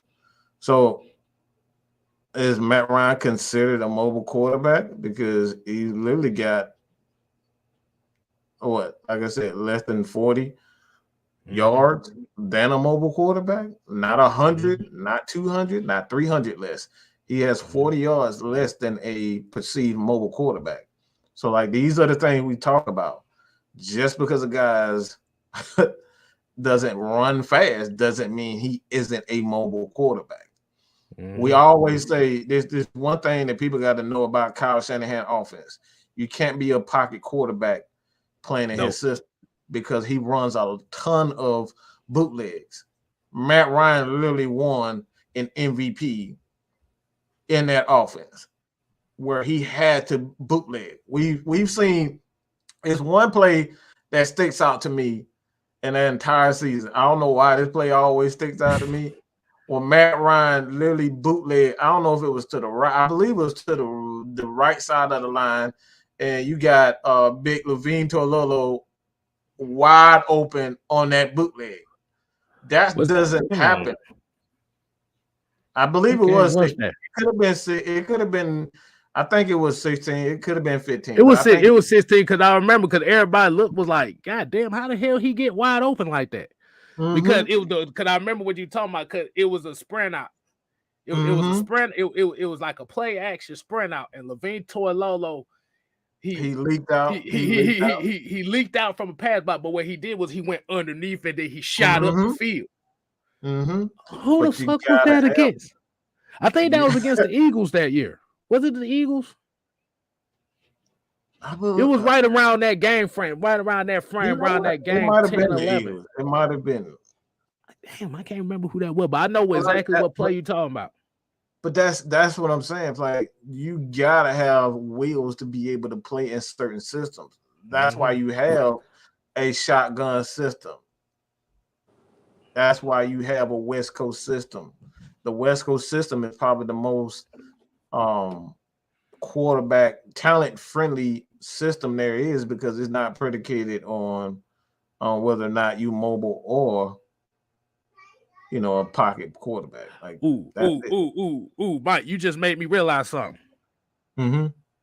Most of those quarterbacks that we listed, right? Don't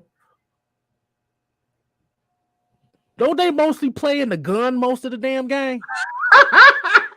I was wondering when you was gonna catch that. I was actually painting that picture. I was wondering you was gonna catch that.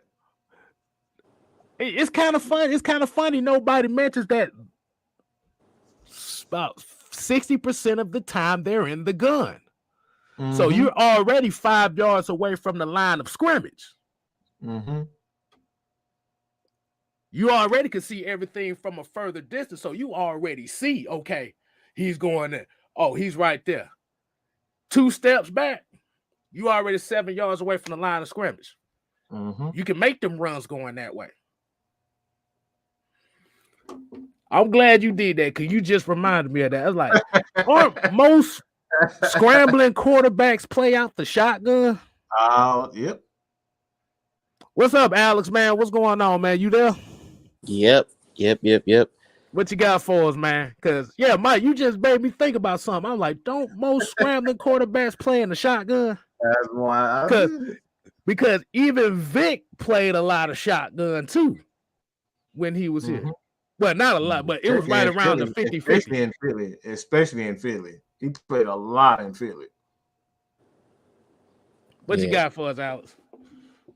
I mean, here's how I feel. Like first of all, I have a lot of respect for guys like Matt Ryan, Kirk Cousins, Derek Carr's, guys that predicate themselves on studying defenses from both shotgun and under center so they can pass at any given moment and be very efficient with it. Like Matt Ryan under center, whether it's too high, whether it's single high safeties, cover three, can dial up any play action pass and it can go for a decent bit of game. You call it play calling, but you still need to have good accuracy on those passes too. But I also see, what people are saying when it comes to mobile quarterbacks. But you also see the double-edged sword with that. For example, prime example is Jalen Hurts with the Eagles. Jalen Hurts right now with the Eagles, along with scheme and the running backs and the O line, is one of the main factors why they were first in rushing yards this season. But however, their offense in that Tampa Bay Buccaneers game wasn't necessarily getting it done. Mostly because of Jalen Hurts and him being as an advanced passer as those guys like Matt Ryan, Derek Carr, Kirk Cousins, and so on and so on. So if you're gonna talk about a mobile quarterback, at least like the only like if you're gonna bring up a mobile quarterback, that guy has to understand what he's doing both under center and out of shotgun. Like Justin Fields, you know, he is gonna prosper to be a good quarterback. I know that. I know that for a fact. I know that he also may have some Russell Wilson PTSD in that Chicago Bears O line, but I know that he's going to be a good quarterback. I know that he can run the ball really well, and he understands a lot of concepts from both shotgun, which makes him dangerous running the ball from shotgun, and maybe even running the ball from under center if you want to get really creative. But like I see the added value both running the ball and throwing the ball, because the more you can do, the more valuable you are to a team, the more games you can win. But you also need to be able to pass, because that's what you're being paid $30 million to do. You're being paid to pass the ball. And Matt Ryan is top 15, no doubt, best passers in the NFL. So Yeah, man, that's very intriguing. And like and what I think what it also is as well is, if you look at a lot of the quarterbacks that's coming in out of college now, a lot of them are that tweener. You don't really have the prototypical pocket passer coming out like that anymore. I But mean, oh yeah, my no, bad. but I'm about to say, but the issue is you have to look at a lot of these quarterbacks that are coming out of college, and you have to look at, and I'm not talking about you, Alice. I'm just saying, just in general, what are their percentages taking snaps under center compared to shotgun? Because you become a tail. It's a lot easier to tell what you're going to do. It's only a certain amount of plays that you can run out of shotgun. This is why you got to mix up your formations.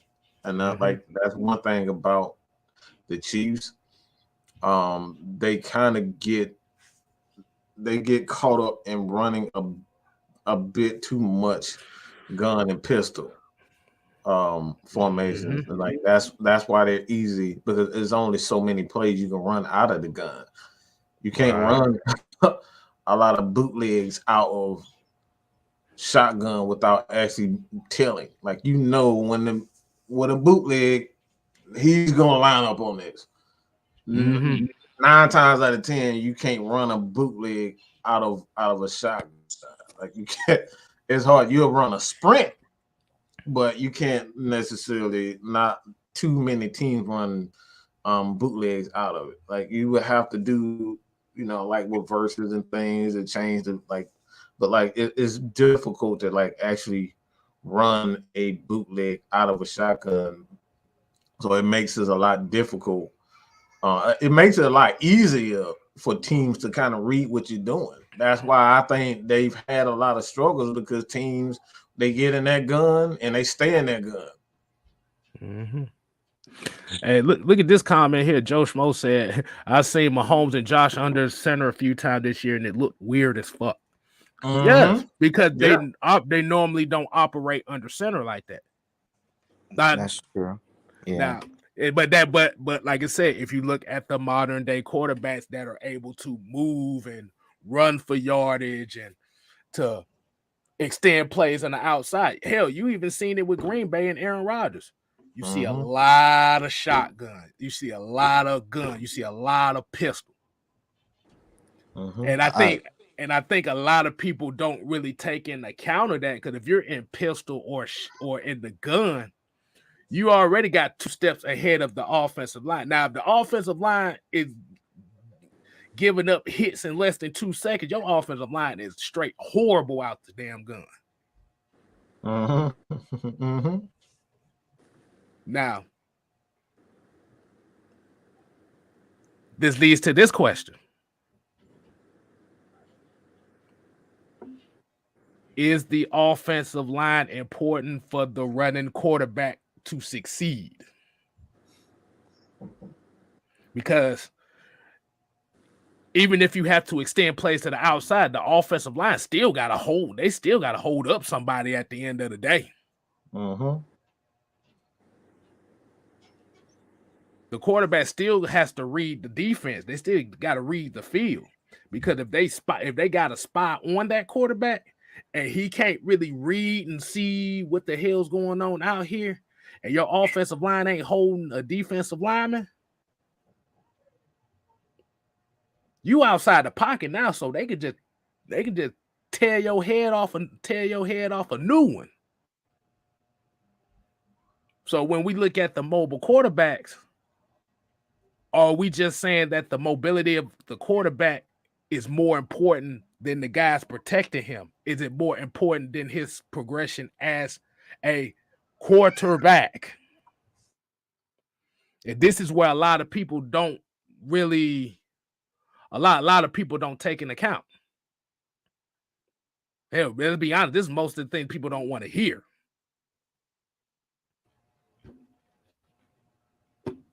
Without question. What you got on that take? What you got on that take, Alex? My bad, Mike. You're absolutely right.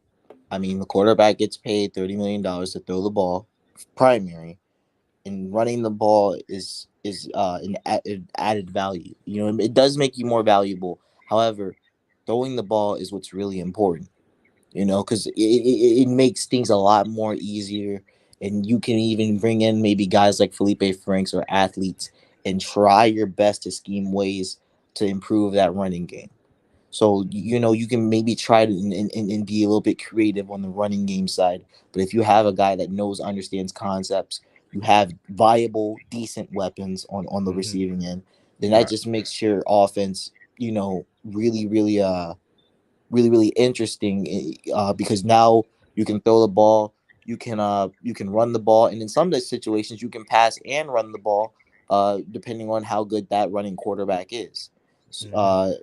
As a backup, like with Felipe Franks, maybe this RPO offense and yada yada yada. But that's for a different story. I did want to point out. I saw a comment that they were saying that Mahomes and Allen were under center a lot this year, and they looked weird. In this situation, which you probably guys have heard me talk about this a whole bunch of times, a lot of defense, actually, correction, almost all defenses played 2 high safety shells against both Allen and Mahomes this season. Like a lot, like probably a record amount of 2 high safety shells. And in order to beat that, you either need to dink and dunk, which Mahomes, I mean, he got better at it throughout the season, but it's you know, not a lot of quarterbacks really want to do that. They want to, you know, sling the ball out all day, or you need to run the ball, which is why you saw Mahomes under center a lot. Maybe they ran the ball out of shotgun a lot too, just to keep the defense honest, to get them out of 2 highs, so they could get them back into the look, so they can bomb them. So that's what Kansas City did with Josh Allen. They just started running a lot of QB runs, a lot of power concepts, like things that they would run maybe with Jalen Hurts, but except they have a running back there. So a lot of teams are now adjusting. Like whenever people make adjustments to take away this explosive passing game, people are also adjusting in terms of going under center. So sooner or later in these draft classes later on, you'll see quarterbacks want to sling the ball, but also be adept in handling situations under center, because that's just how the NFL is shaping out like right now. A few people have made videos explaining why run fits are really important, because people are starting to like learn how to take away that deep passing game. As a matter of fact, the best example I can give is when Mahomes threw the interception for the Bengals to get that field goal. They played cover 3 robber, if I'm not mistaken. So basically, they had 2 high shells, one safety robbed and did cover 3, but that guy matched with a deep receiver.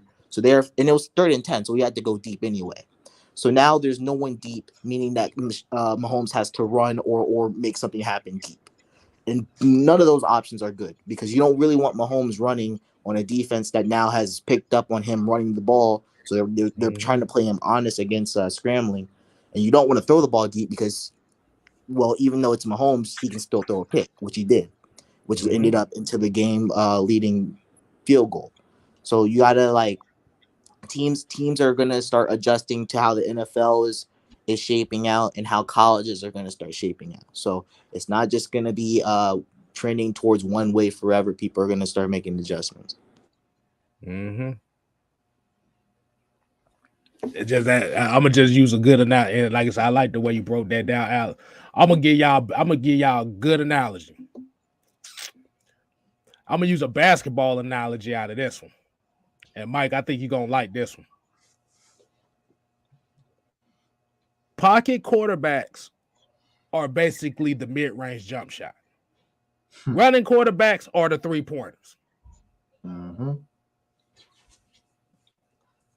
They give you more bang for your buck.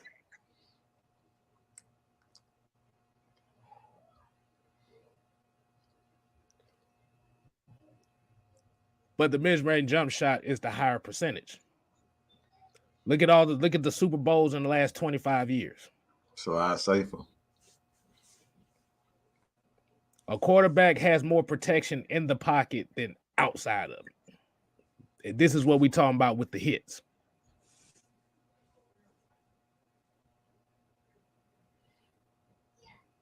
You got more protections inside than outside.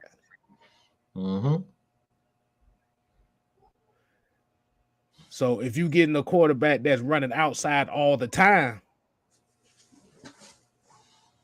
that's where the big hits come in at, because now you a runner. You're not a quarterback no more. This is why you see a Russell Wilson converting more in the pocket now than he was earlier in his career. He's still getting hit. His career came to an end because he was running. We forget Andrew Luck ass getting killed out there because he was doing the same thing too. Yeah, he was running around. Cam Newton is another one. Eventually, here in a couple years, I wouldn't be surprised you see Josh Allen gonna be on that list.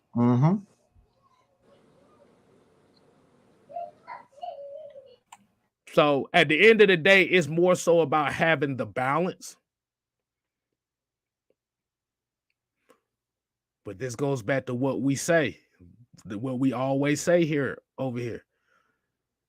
The quarterback is only going to be as good as the players around him. The players that would allow him to do what he do. You still need an offensive line regardless if he can run or not. You still need a running game to alleviate that pressure, to give the defense something to where they have to think. Because if you ain't got no running game, and you running all over, if you are the running game, defenses is going to tail on you real quick.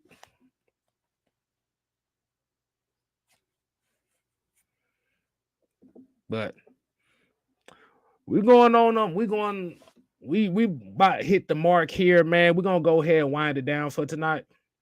I'm about to say, Mike, you got some final words for everybody. Dang, I didn't realize we did 2 hours. That's what I'm saying. Good gosh. Like I said, I understand why people want to see mobile quarterbacks. I understand it. It's very exciting. It's what sells, and That's what. oh man, like I said, I understand it, but at the end of the day, man, that's not what's good for your franchise, because now you're like, what you don't understand with that makes the franchise boring. The reason why I'm saying that is because now you're forced to continuously build the defense because you can't rely on the quarterback. You can't rely on a quarterback that's gonna, he's always in predicaments where he hurt. That's essentially what happened to the Falcons with Michael Vick. He was forced. Thank God we had a pretty good defense, but Mike Vick was always hurt. That means that we're going to have to take a chance on drafting a quarterback in the second and third round because we can't count on him. And then if Mike end up playing well, we got to turn around and trade the quarterback after 2-3 years. So it's like we're not putting all our resources actually in building the team because we have to build the day. I said Falcon. I say something. No. You said something because that's exactly what happened. That's exactly what I'm talking about. The Falcons didn't know what they had in Mike Vick as far as the progress. I didn't mean to take over. I just want to say this one quick thing. Go ahead. Yeah. So remember, the Falcons didn't know how quickly Michael Vick could progress as a quarterback, so they drafted Matt Schaub in the third round. Mm-hmm. Michael Vick took him to the playoffs the next year and then traded Matt Schaub for a first round pick. And then Michael Vick was out the league the very next year because with the dog situation. So now the Falcon franchise lost literally 2 quarterbacks in the span of 2 to 3 years. One circumstantial, which was unfortunate, and the other one they just thought that Michael Vick finally turned that corner.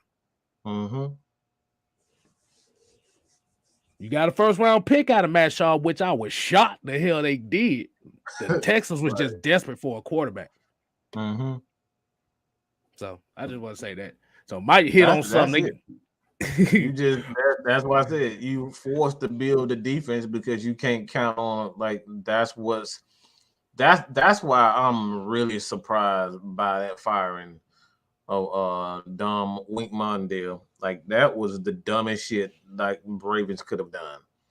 If they don't they better believe in his replacement because if they don't, they really just screwed their whole franchise with that one move. I still don't like that because I just don't think Lamar is going to ever be a good quarterback. I just don't think he's going to be a quarterback, and the way his body is already kind of deteriorating.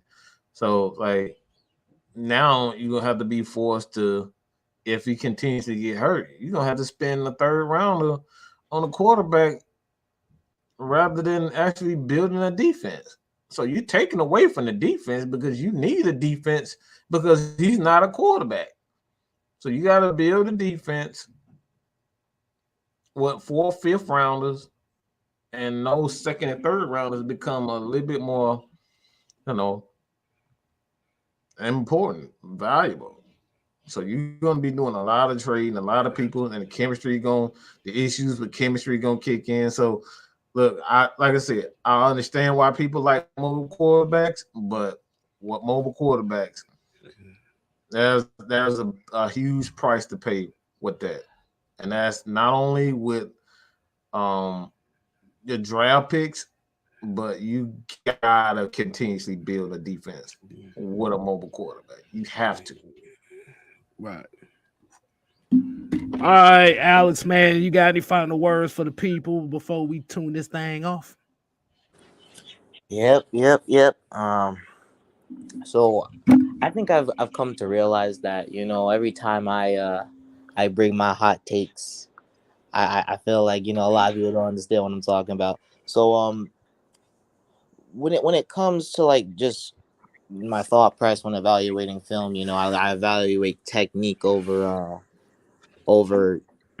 just glances, because I used to look at glances and just see, oh, they lost, and then just move on with my day. But as I started to like really dive into football and I saw a lot of people doing breakdowns, I was like, all right, well, I'm gonna take a look at why they lost. And as I started going on and on and on, now you start hearing me bring more hot takes because I'm seeing why they lose. So for Falcons fans that want to understand a little bit more about football, I advise y'all to just Coming out just Discord. Coming out yeah. Discord. Alex, you're there, right? You in the Discord. Yeah.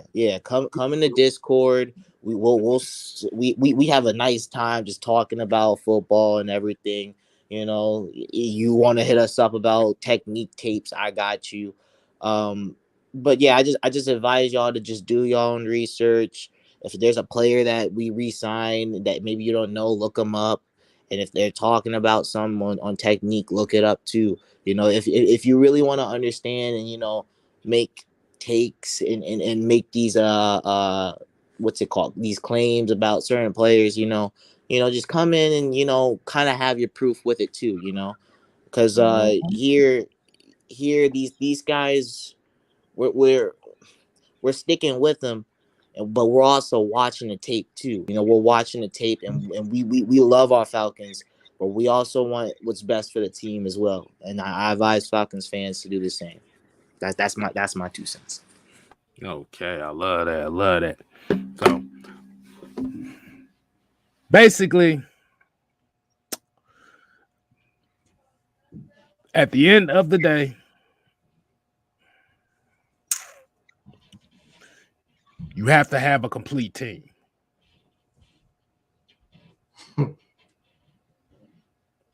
That's the bottom line. That's the truth. You got to have a complete team. It don't matter if you got a quarterback that runs. It don't matter if you got a quarterback that's in the pocket. You ain't winning in this league. Like I said, you got to have a complete team. Yes, we talk about Cincinnati offensive line not really being the best, but they run the ball well. So that offensive line is not terrible. They just have a certain identity as far as what they like to do, and that's run the ball.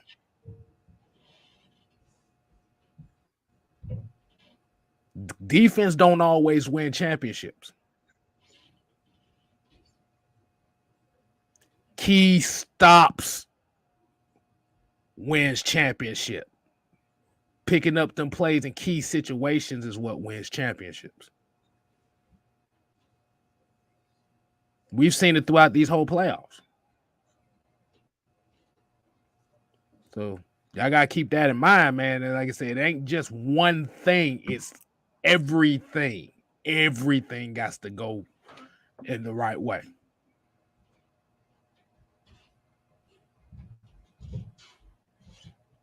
So, man, feel like this was a good show tonight. We appreciate everybody tuning in, man. Definitely, y'all continue to support your boys. 6-Man K Styles, Mad Mike Sports, Land Falcon Nation, definitely. Shouts out to Alex. Appreciate you joining us here, as well as the couple callers that we did have. Like I said, we will put the links out here for the people that kind of want to that kind of disagree what we're saying. Put your voice out there. You see, we listen. Just gonna ask questions. That's all. We just asking questions, but you got to come with the right energy. But Until next time, we ain't here to play. We here to stay. You ain't got to go home.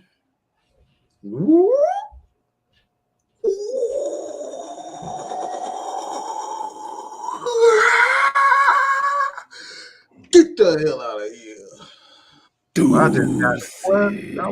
Boy, you just improvised the shit out there, boy. Motherfucker, you hit the super powerball from hell on that one, didn't you?